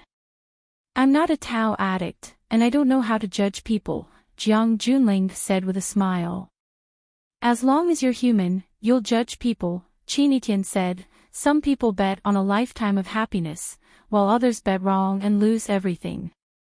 Jiang Junling smiled and said, gentle. Violent. Oh. Chinitian looked at Jiang Junling in surprise and said, did you know him before? No, I didn't. We just met once, and you have such an evaluation. Gentle refers to his appearance. He's a language teacher, a young and good-looking language teacher. It's not an exaggeration to say that he's casual and elegant. Such a teacher stands on the podium and talks about the country. He must be very popular among girls, right? However, he has a strong desire to break the rules. There are two kinds of people in this world. One is the people who live within the rules. They find their most comfortable position under all kinds of rules. Once they touch the red line, they will immediately shrink back and readjust their posture and direction. The other kind of people will trample and avoid it. When they feel troubled by the red line or blocked by the rules, they will cross the red line and break the rules, to get where they want to go and get what they want. He's the same kind of person as me. Jiang Junling rarely praises others. Chinitian squinted and smiled. She knew that Fang Yan was indeed the kind of man who would cross the line. His teaching method was different from others, and his style of doing things was unique. He never stuck to the old rules, and he would surprise people within a controllable range. When he saw me, there was a slight contraction of his pupils. This was because he regarded me as an imaginary enemy. Let me ask you, we met for the first time. Why would he be hostile to me? Because he treats you like a treasure, he doesn't like to see other men encroach on you. That's what he thought. He immediately used his identity as a teacher to warn you not to fall in love at such a young age. In the name of righteousness, he told me to wait for you to grow up and mature. If you didn't listen to his advice, it would be disobeying your teacher's orders. If I refused, it would be considered as not loving you enough. A single leaf in autumn. If he encountered something else, what kind of counterattack would he make? It seems that you have just fought a battle, Chinitian said. Yes, a man's war. Jiang Junling nodded. In that case. Chinitian smiled even more happily, and her pretty face was incomparably gorgeous. If I work a little harder, I can still take him down, right? I don't think you ever doubted that. Chinitian walked even more arrogantly and said, Jiang Junling, sometimes you are not so annoying. Thank you. Jiang Junling said, this is the most sincere compliment you can give me. The two of them walked to the entrance of a large shopping mall. Chinitian stopped and said, I hope you have a good time in watching. After saying that, he got into a GMC limousine that had been prepared a long time ago. The limousine blended into the rolling traffic and disappeared in the blink of an eye. Jiang Junling stood there for a minute, and a black Mercedes-Benz drove in front of him. The back door opened, and a handsome young man walked out. He said respectfully, Welcome to Huaqing, young master. Huaqing is just looking at flowers. You don't have to be so nervous. Longtu Group. In the media interview room. Mr. Jiang, we would like to know why you suddenly decided to give half of the shares of Longtu Group to your adopted daughter, Lu Chaoga. A middle-aged male reporter wearing glasses stood up and asked. Qiang Long Tan sat there in a cultured and elegant manner, with a smile that made people feel like they were bathing in the spring breeze. No matter how one looked at it, this was a man who could move people's hearts. He lowered the microphone a little and said with a smile, Mr. Reporter, there are two problems with your question. First, I did not suddenly make this decision. Instead, I made this final decision after a long period of careful consideration and the collective discussion of the Longtu Group's higher-ups. Second, I do not want to give half of the shares of Longtu Group to Miss Lu Chaoga, but to return it. Just as I said to her, she deserves it. Mr. Jiang, according to reliable sources, it is said that Miss Lu Chaoga was involved in a premeditated car accident when she was eating at Sky No. 1 a few days ago. Also, the former chief engineer of Longtu, Mr. Lu Jing, also submitted his resignation letter to you after a big argument with you. What's even more shocking is that he died in an accident on the day he resigned. A female reporter in a black business suit stood up. Because this female reporter's explanation was too long and tedious, and she had asked such a sensitive and sharp question, everyone present focused their attention on her and Qiang Long Tan. The head of the public relations department of Longtu Group, Fu Mingli, looked at Qiang Long Tan with a questioning gaze. As long as he gave the slightest hint, he would immediately cut off the female reporter's question. Unfortunately, Qiang Long Tan maintained a calm and composed smile, as if he had already expected such a question to appear. So, we really want to know if Mr. Jiang's decision to return the shares to Miss Lu Chaoga at this time was due to pressure from the media and the outside world. Or is it like how the outside world interpreted it? Mr. Jiang has a guilty conscience. The audience was silent, and everyone looked at Jiang Long Tan with burning eyes, waiting for his response to this question. Qiang Long Tan's fingers were interlocked, and his eyes looked straight into the eyes of the many reporters below the stage. He said, It's definitely unrealistic to say that I don't care about the media reports and the outside world speculations. Qiang Long Tan is a person who cherishes his reputation, and he's also a person who cares about his reputation. Who would want to become a murderous demon in the eyes of others? In any case, I don't want to. Of course, this isn't the main reason. Qiang Long Tan said with a smile, Miss Lu Chaoga is sitting next to me at this time. She can prove to everyone that when she just returned from studying in the United States, I suggested that she enter LoveLore Group to work. When she was familiar with the company's affairs, would give her a more important position and let her take on more responsibilities. I could even completely take over LoveLore Group. It's entirely possible. However, Miss Lu Chaoga refused. Some of my ideas can only be put aside for now.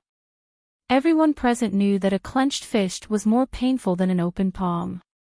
I hoped that the LoveLore Corporation would be a whole. I didn't want it to be split into two when the energy industry was flourishing and developing at such a rapid pace. This is irresponsible to my personal career, irresponsible to LoveLore Group, and irresponsible to Miss Lu Chaoga and my friend's parents. Previously, I didn't return the shares to her because I felt that it wasn't the most suitable time. Now, I'm returning the shares to her because I feel that the time is just right.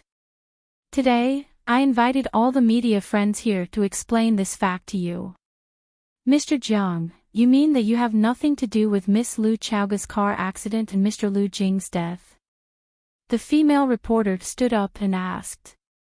Yes. Qiang Longtan's voice was incomparably firm as he said, I have nothing to do with those things at all. I am willing to accept the supervision of society and the investigation of the law. Miss Lu Chaoga, you suddenly have 49% of the shares of LoveLore Group. You will become one of the richest women in this country. How do you feel now? The reporter pointed the spear at Lu Chaoga, who had been sitting beside Qiang Longtan and had been silent and unusually low-key. Lu Chaoga raised her head and glanced at the excited female reporter. Her voice was calm as she said, This is the wealth that my parents left for me. I am very grateful to have such a gift. It can change my life and my whole life. However, my greatest regret is that they didn't give it to me personally. Because I really miss them. Miss Lu Chaoga, you are now the vice principal of a famous school. After you have obtained 49% of the shares of LoveLore Group, you will become the largest shareholder of LoveLore Group after Mr. Qiang Longtan. Will you give up your position as vice principal and join LoveLore Group because of this?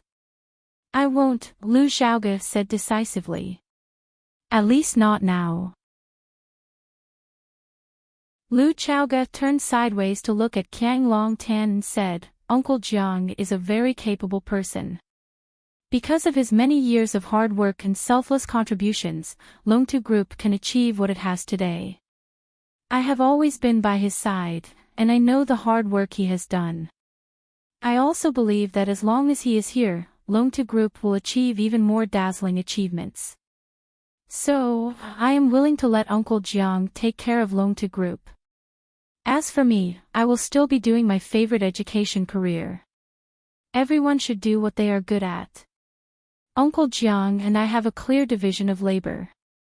Qiang Longtan also looked at Lu Chaoga lovingly and said in a slightly blaming tone, Chaoga, you should have discussed this with me before making such a decision. I hope that you can enter LoveLore. I need your help. Uncle Jiang, I have made up my mind, Lu Chaoga said.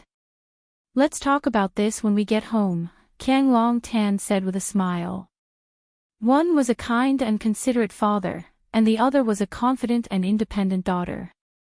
They behaved so intimately and lovingly that it instantly shattered all the speculations and bad rumors that the outside world had about them.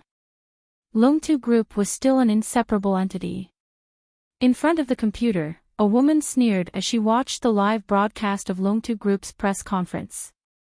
She said in a hoarse voice, Qiang Longtan, this is only the first round of victory.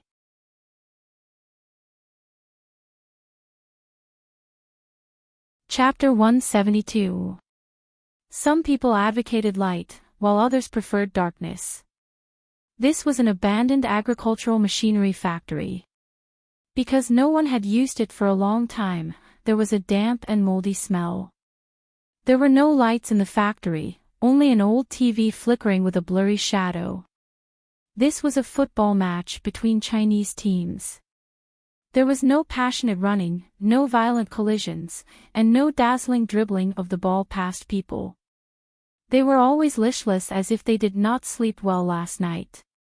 Coupled with the horizontal bars and black shadows that appeared from time to time on the TV screen due to the quality issues, most people would have long given up on the TV. However, his eyes were watching with relish and his expression was unusually serious. He held a can of beer in his hand and took a sip from it from time to time. Then, he picked up 2 peanuts and threw them into his mouth to chew. It was really a great enjoyment. At this moment, he suddenly stopped chewing. "Who is it?" the man shouted with a mouthful of peanuts in his mouth. Because there was too much foreign matter in his mouth, his voice was a little unclear. It was quiet inside and outside the factory, only the sound of the wind blowing through the grass outside could be heard. The man threw the can of beer in his hand towards the nearest window but did not hear the sound of the can falling. Whoa! He picked up the chair on the ground and smashed it towards the window. He quickly hid in a dark corner of the room. Clang! The chair hit the window and the dusty glass shattered. How could such a good beer be lost? A clear voice came from outside. Creak! The heavy iron door of the factory was pushed open from the outside and a black shadow slowly walked in. At the same time, the wind and moon rushed in. The factory finally became clearer, but the corners of the walls were still dark. "Old monster, come out," Fong Yen said with a smile. He put the can of beer in his hand on the table and said, "You are surrounded. Come out and let's have a good talk." The old monster did not make a sound, still holding his breath and hiding behind the pile of scrap metal. "Do you not believe that you are surrounded, or do you not want to have a good talk with me?" Fong Yen said aloud. "Hero, give him a warning. The hero has arrived." A round head appeared by the window on the left. "The hero is here." A simple and honest man's voice rang out from the window on the right. There were a total of 4 windows in the factory. 2 of them were blocked by a pile of scrap metal, and the other 2 were blocked by heroes. Coupled with Fong Yen, who was attacking from the front, the old monster was indeed surrounded. "Can we talk now?" Fong Yen stood still in the distance, but his eyes were fixed on the place where the old monster was hiding, as if he wanted to drag him out from the deep shadows. "What do you want to talk about?" The old monster's hoarse voice came from the darkness. He knew that his current situation was not good.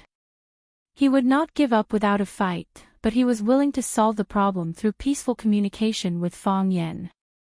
"Talk about why you want to kill me," Fong Yen said with a smile. "I'm a man who is easily interested in new things, especially when it concerns my life. I want to get to the bottom of it.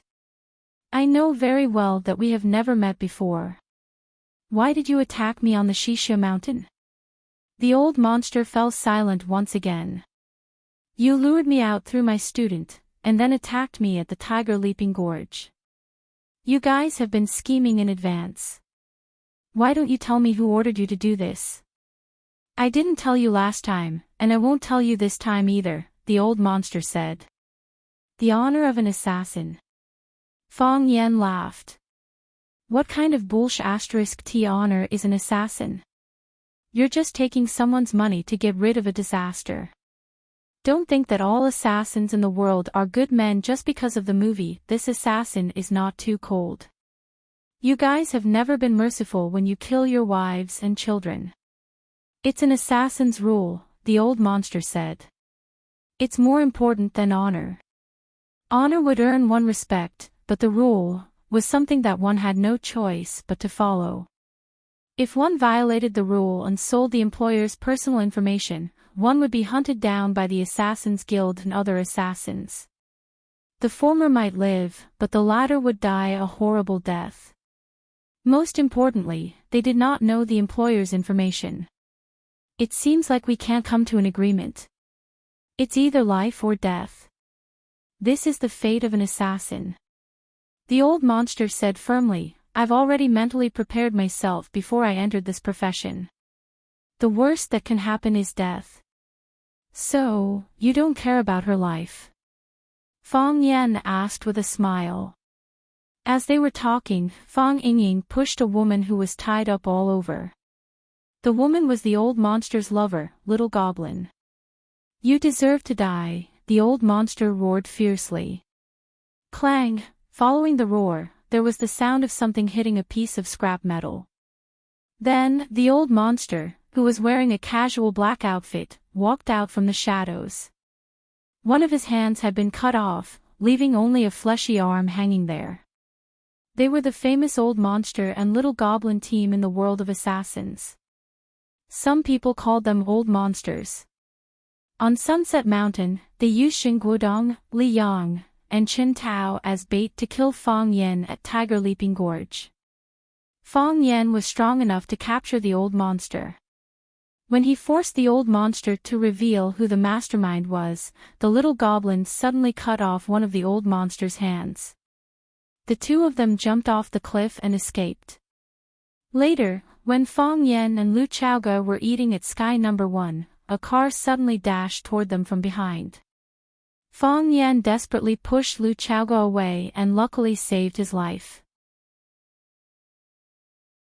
However, the security guard, Lu Jinju, who was holding an umbrella for them, was hit and killed. Fang Yan was extremely sad and tried his best to find the truth. When he went to the police station to check the video, he noticed that the driver only used one hand.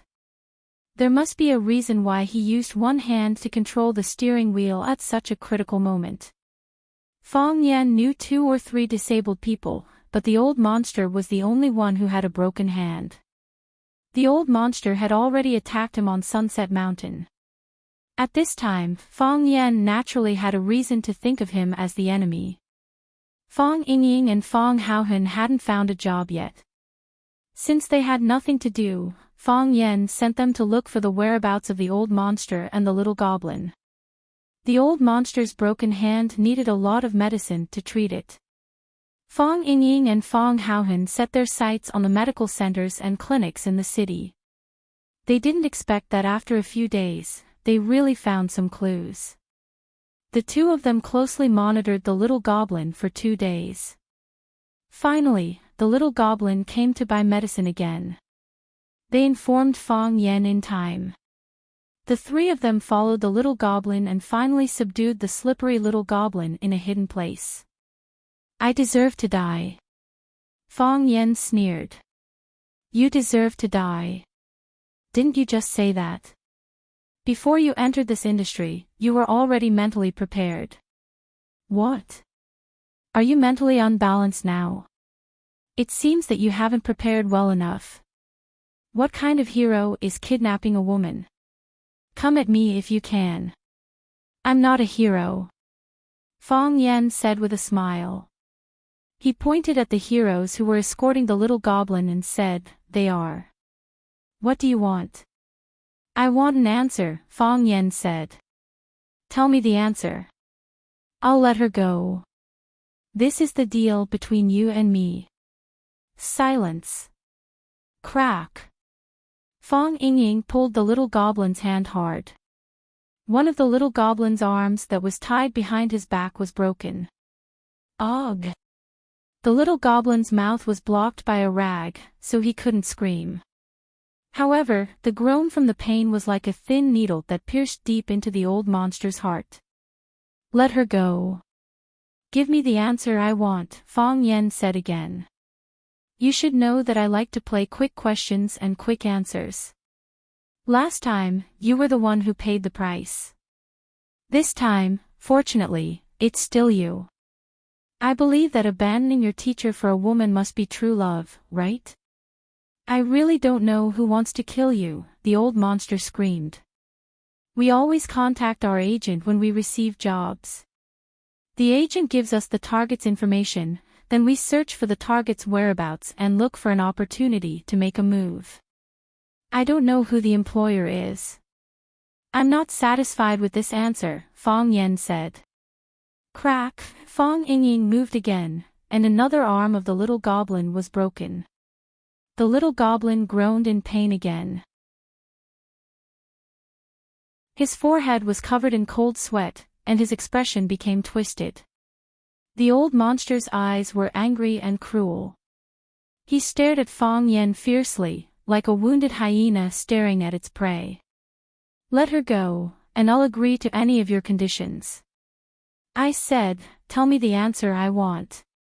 Fang Yen said, "I'll let her go immediately after I get the answer." "Who wants to go against a woman?" "I don't know the answer," the old monster said. "I can agree to anything except the answer. Doesn't that violate your assassin's code?" Fang Yen said with a smile. "I don't care," the old monster said with red eyes. Fang Yen squinted his eyes and smiled. "Do you know that your value in my heart is only whether you can give me the answer I want? If you can't give me the answer, you've lost your only value in my heart. I won't cooperate with AB** who tried to kill me twice in a row." Fang Yen stretched his right foot forward, bent his body slightly, and made a gesture of holding the moon in the wind with his arms. He said, "For Lu Jinju, for Lu Chaoga, and for Xiao Bao." "You don't know who Xiao Bao is, do you?" "He's Lu Jinju's son. Lu Jinju was an innocent security guard who was killed by your car. I promised Lu Jinju that I would avenge him. Please cooperate with me, and don't make me break my promise."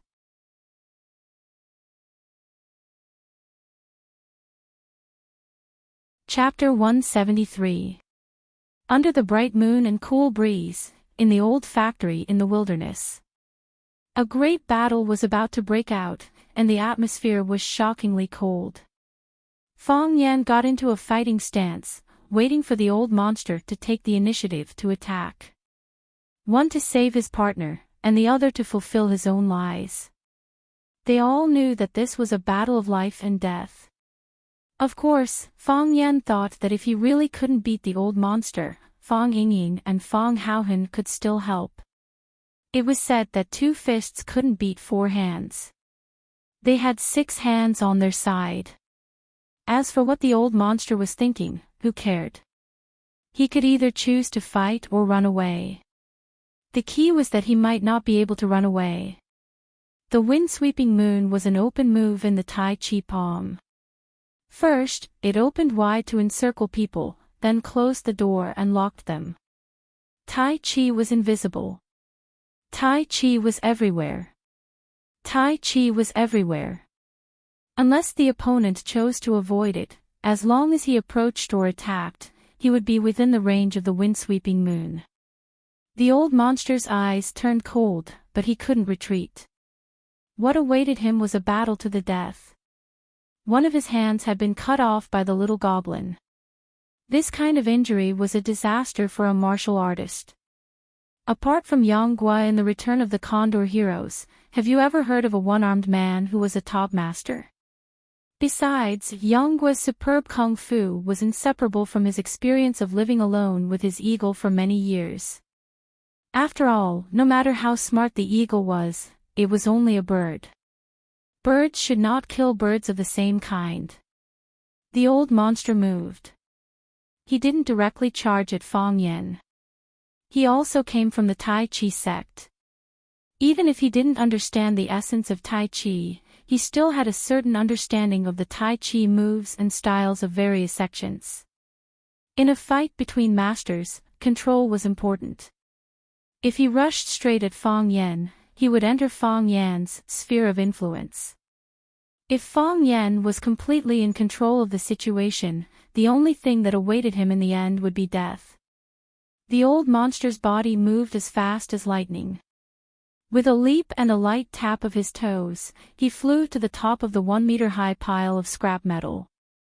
His feet moved quickly, and the thick, heavy, and embroidered weapons flew towards Fang Yan's direction.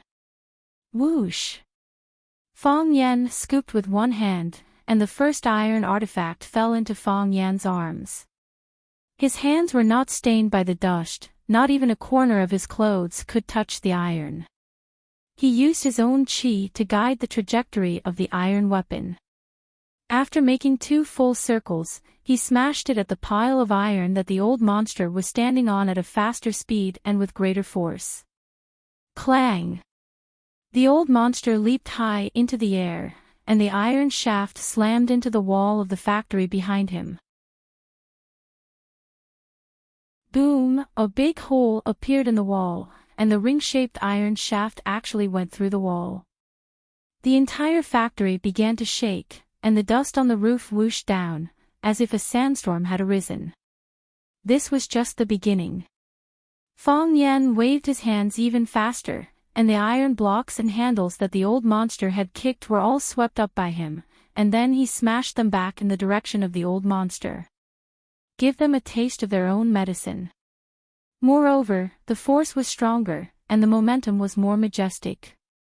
This was the essence of Tai Chi, using one's own strength to hit one's enemy. If one could resist one's own strength, how could one resist the combined force of 2 people? The old monster dodged left and right on top of the pile of scrap metal like a ballet.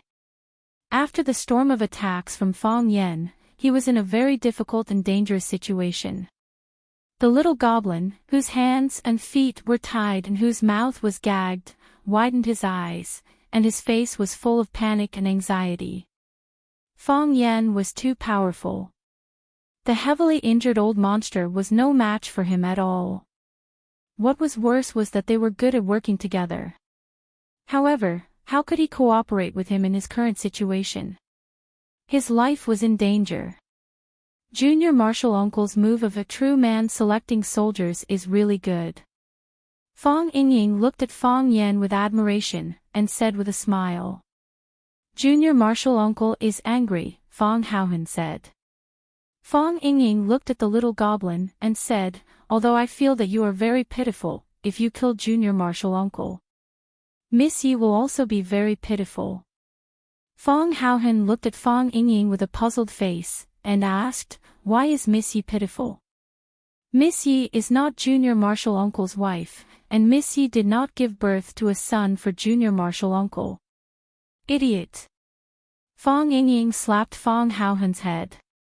Seeing that Fong Yan was busy fighting with others, he thought that he could not hear what he said, so he said in a low voice, if you were Miss Yi, you could find someone to beat up every day when you are in a bad mood, and that person could not resist. Do you think that your mood can be cute every day? Fong Haohan's eyes widened, and he thought for a while, and finally understood. He grinned, nodded honestly, and said, I can be cute every day. Hearing the conversation between these two, the little goblin almost laughed out loud. One of you has a fat head and a bun face, and the other has a long and flat wax melon head. Don't imitate other people's hobby of dressing up like this. Do you know that you are not cute at all? But when she thought about how her man was in a life and death struggle, she had to grieve and be heartbroken to match her current mood and situation. Could you imagine how much of a test of skill it was for her to move her facial muscles with all her might? Because Fong Yan's counterattack was too fierce, the old monster could no longer stand on the pile of scrap metal. His body jumped up, and his feet turned into blades, and he aimed at Fong Yan's neck. Here it comes. Fong Yan sneered. He moved his body to one side, and avoided the old monster's direct attack. Then he used both hands to buckle the old monster's long legs, and one hand grabbed his ankle. With a strong pull, the old monster's flying body was pulled back by him. He punched the old monster's knee, and with a crisp crack, one of the old monster's legs was broken. Ah! The old monster screamed. Fong Yan did not stop there, and he still held the old monster's ankle. His right foot kicked up at a 180-degree angle, directly hitting the upper body of the old monster, whose body was still hanging in the air, and kicking it high into the air. When the old monster's body was in a free fall, Fong Yan kicked the second time. Bang! After a muffled groan, the old monster's body flew high again. Third kick. Fourth kick. Fifth kick. She. The old monster's body was kicked 7 or 8 times, and his bones felt like they were about to fall apart. However, he still clenched his teeth and held on, and kept his mouth closed. Suddenly, his body was hanging upside down, and he grabbed Fong Yan's lower body. In his hand, he was holding a triangular bayonet that was shining with a cold light. The tip of the bayonet went straight for Fong Yan's calf. If he succeeded with this attack, Fong Yan's entire left leg would be broken. "You're asking for it." Fong Yan was furious. His body spun 360 degrees, round and round, and he swung the old monster's body again. Then, he kicked the old monster's body toward the pile of scrap metal. Clang! Clang, bang! The old monster's body knocked down several metal shelves, and he was finally stopped by a large piece of machinery. Blurg, the old monster was lying there, retching. When he opened his mouth, a pool of sticky blood gushed out. When Fong Yan continuously kicked his chest, his internal organs were already seriously injured. However, he resisted the urge to spit out the clotted blood. This was because he knew that once he vomited blood in the process of battle, the taut energy in his body would leak out. Without the ability to fight back, there would be no hope of escape. If that happened, he would really be dead if he fell into Fong Yan's hands. Of course, he was only left with a small part of his life. The little goblin whimpered, and his body struggled with all his might.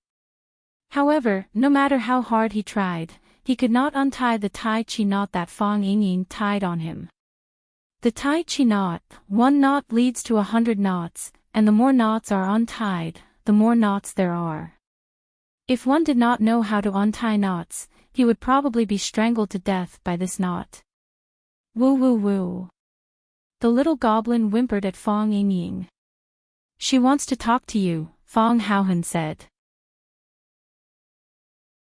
Fong Yingying pulled off the rag on the little goblin's mouth.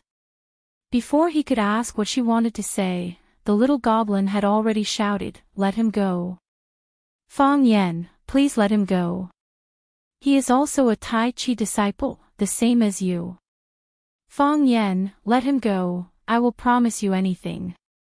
Fong Yan looked at the little goblin and said, "I just talked to him, I need an answer.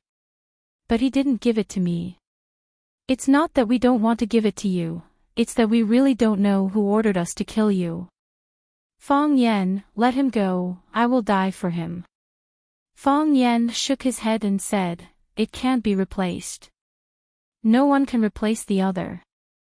Lu Jinju is dead, even if 10 old monster and little goblin died, they can't replace his mother who lost her son, his wife who lost her husband, and his son.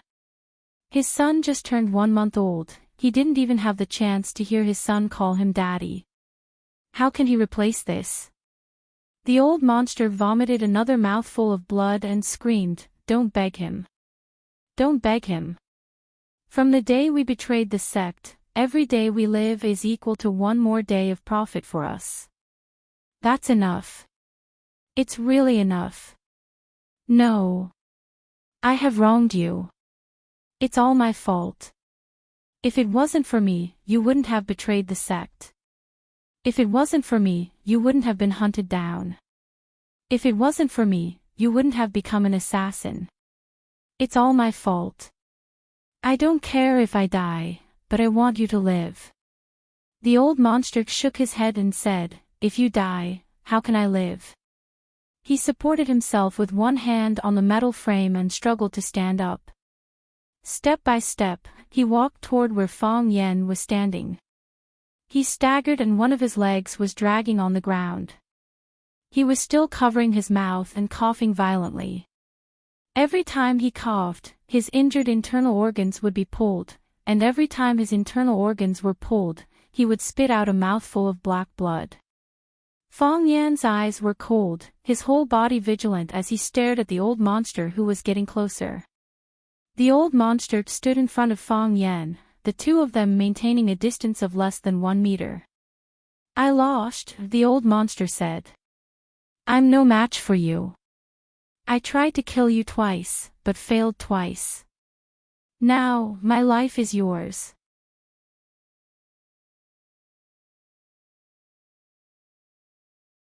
Chapter 174. The old monster stood loosely in front of Fong Yan, as if he was waiting to be slaughtered. He had given up fighting and resisting. As long as Fong Yan gave him a light push, he would fall to the ground. This kind of person was really too hateful. Fong Yan was a little anxious. He said, "You punched me. You hit my face." The old monster stood there motionless, as if he hadn't heard Fong Yan's words at all. He covered his mouth with his hand. Every time he opened his palm was covered in blood. "You can kick me, or just touch me," Fong Yan said. "Dive. It's like diving on the football field. Fall on my body." The old monster laughed loudly. He pointed at Fong Yan and laughed so hard that his tears and snot were coming out. "Stupid." He pointed at Wen Yan and roared, "Really stupid." Fong Yan nodded and said, "You can scold me, but scold me a bit harder." "You said I was ugly, what?" "Because I don't have the ability to fight, because you think I'm useless, so you can't do anything. Because of chivalry. Because of the martial art moral teachings. Idiot. There's no shortage of idiots like you in the family or sect. People like you, if you walk out, will be swallowed by others until not even your bones are left. The winner is king and the loser is a bandit. You can't even bear to kill an assassin. What if you meet other opponents in the future? What if your family and friends want to kill you?" This was a dog-eat-dog world, a place where anything could happen. "Fong Yan, you're too naive." "That's not what I mean." Fong Yan retorted angrily. "These assassins are really hateful. Not only did he want to kill you several times, but he also insulted you after you knocked him down." The old monster patted his chest and shouted with a bloody face, "Come, Fong Yan, come, kill me and you'll fulfill your promise. Kill me and you'll avenge that child. Come on, hit here, one punch is enough." Fong Yan looked at the old monster with a serious expression and asked, "Do you want to die?" "I don't want to." "Who would want to die if they could live?" The old monster laughed and spat out another mouthful of blood. "But I know I have no choice but to die." "What if I let you live?" Fong Yan asked. The old monster was stunned and asked, Why didn't you kill me?" "I mean if." Fong Yan suddenly raised his leg and slapped the old monster's forehead. The old monster's body fell to the ground with a thud. He lay there motionless, and for a long time he did not move. "If you didn't kill Lu Jinju." Fong Yan sighed softly. "Wen Chang." The little goblin screamed. The old monster's real name was Wen Chang. Perhaps this name was a very distant memory for them. Fong Yingying and Fong Haohan held the little goblin on both sides to prevent her from rushing to fight with Fong Yan. Although she was tied up like a rice dumpling, even if she could run to Fong Yan, she would only be killed. "Wen Chang, wait for me." The little goblin screamed hysterically. Fong Yingying reacted quickly and stretched out his hand to pat her neck. Unfortunately, Fong Yingxiong was still a step too late. Before his hand chopped the little goblin's neck and made her faint, the little goblin had already crushed her poisonous fangs. She spat out a mouthful of blood, and then black blood flowed out of her nose and eyes.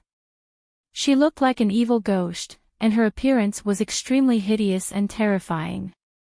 The poison used by the killer was extremely strong, and there was no cure for her. "Untie it," Fong Yan said. Fong Yingying stretched out his hand and pulled, and the Tai Chi knot on the little goblin's body suddenly shrunk into a small rope. The little goblin smiled gratefully at Fong Yan, and then ran to the old monster's corpse. She had only run 2 steps when the poison took effect, and her body fell to the ground weakly. She didn't stop there, and still crawled to the place where the old monster was lying with difficulty. Both of her arms were broken by Fang Yingying, so she could only rely on her physical strength. Her body arched up and down, and arched up again. She kicked her legs forward with all her might, like a sick pig that didn't know fatigue. When her body fell again, she lifted her head once more. She struggled, and used all her strength to arch up. However, she had no strength left in her body. Her vision turned black, and her head fell down softly. She couldn't raise her head anymore. Fang Yan, Fang Yingying, and Fang Haohan watched from afar, watching the woman approach the man crazily, getting closer to her life partner. Because a celebrity got divorced, because a celebrity cheated, countless people said that they didn't believe in love anymore. However, Fang Yan saw the true meaning of life and death companionship from these 2 killers. He was deeply shocked. Fang Yingying opened his mouth, but he couldn't say anything. Fang Haohan scratched his head, and felt that this scene was so sad. Fang Yan walked over, picked up the little goblin's body, and put it in the old monster's arms. Then, he used the old monster's arms to wrap around the little goblin. Just like that, they finally hugged each other tightly. They died together in such a gentle way. Men are afraid of entering the wrong profession, and women are afraid of marrying the wrong man. I hope you can have good luck in your next life, Fang Yan said. This scene made him feel inexplicably sad. Fang Yan killed the killer who wanted to kill him and Lu Jinju, but he didn't feel the slightest joy in his heart. They were just another form of pitiful people. The mistake was that they chose the wrong profession. Give them a grand funeral, Fang Yan said. Screech. A champagne-colored BMW stopped in front of the iron gate of the villa. This was an old-fashioned villa. It didn't have an electronic gate, and it still used a black iron gate with a sharp point. The courtyard wall was also tall, and the top of the wall was covered with unknown green plants. Dense green moss grew in the damp corners of the outer wall. Everyone lived in peace. The courtyard wall was much higher than a person, so it was impossible to see the situation inside the villa from the outside. Lu Chaoga sat in the driver's seat and looked at the embroidery on the iron gate. She didn't intend to get out of the car immediately. The wound on her face was carefully cared for by Fang Yan. She applied the golden chrysalis skin nourishing powder every day, and there were almost no scars left. Her injured ankle and sprained waist had also recovered. She wore an exquisite suit, and her slender and fair neck was tied with a new Hermes silk scarf. She had regained the demeanor of an ice queen. She inadvertently looked up and saw a pair of gloomy eyes behind the curtain of the room on the 2nd floor. Clang! Lu Chaoga finally opened the door and walked out. She stood in front of the iron gate and gently knocked on the lock of the gate. Soon, an old woman with small feet ran over and opened the iron gate. The old woman just smiled foolishly at Lu Chaoga and didn't speak. She was mute. Lu Chaoga walked into the living room and then walked up to the 2nd floor. At the door of a brown wooden door, she gently knocked on the room door and then pushed the door open without waiting for the person inside to respond. She knew that she wouldn't respond. Bang! The room door closed again. The huge study filled with the fragrance of paper and the moldy furniture that had not been opened for a long time became dark again. The woman stood by the window, but the curtains were drawn tightly. She only needed to reach out and pull, and she would be able to welcome the world of sunshine outside. However, she clearly didn't plan to do so. You don't want to come in? The woman asked in a sharp voice. It was like a knife, ruthlessly stabbing into the heart. I'm sitting in the car thinking about something, Lu Chaoga said. I know what you're thinking, the woman said. Lu Chaoga, do you think you've already won? Do you think you've already won? Do you think this matter can be settled just like that? Isn't that right? Isn't that what you think? I don't, Lu Chaoga said. It's all an act. They're acting to you. Don't you understand? You've watched them act for more than 10 years. Can't you tell the real from the fake? Don't you feel disgusted watching this? The woman said mockingly. Do you really think you've gotten 49% of the shares? Do you think you've already become the second largest shareholder of LoveLore Group? Do you think you've already amassed billions of assets and that you won't be able to finish spending it even if you lie down for the rest of your life? I've never thought about this. Before they gave you the shares, they had already signed a share expansion plan. They sold a large part of the company's shares to Jiang Julio's shell company, and what they got back was just some negligible checks. When you go to take over the company, the cruel reality will slap a little girl like you who doesn't care about worldly affairs to the ground. What's more hateful is that although they can't change the technology patents that belong to your father, they sold the core technology of these patents to another energy company that they founded.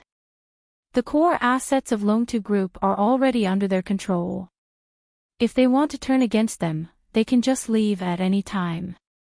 Do you think they'll pin all their hopes on your father's patents? Do you think Kang Long Tan is really as modest as he portrays himself to be? A dog that bites doesn't bark. Kang Long Tan is a wolf dog that can throw you to the ground, tear off your flesh piece by piece and swallow it into his stomach. Not only will he eat your flesh, but he will also drink your blood, pull out your tendons, and boil your bones into soup. He's a calculative person. Every inch of your body will be fully used by him. He's a demon. There's nothing in this world that he can't do. I know, Lu Chaoga said. Auntie, I know all that you've said. You're tuning into the LoveLore Library YouTube channel. We're so grateful for your support and don't forget to subscribe to join us on this incredible journey through captivating stories. Your generosity through donations truly makes a world of difference, as it's the primary source of revenue that allows me to expand and enhance this channel for you. Thank you from the bottom of my heart for being a part of this adventure.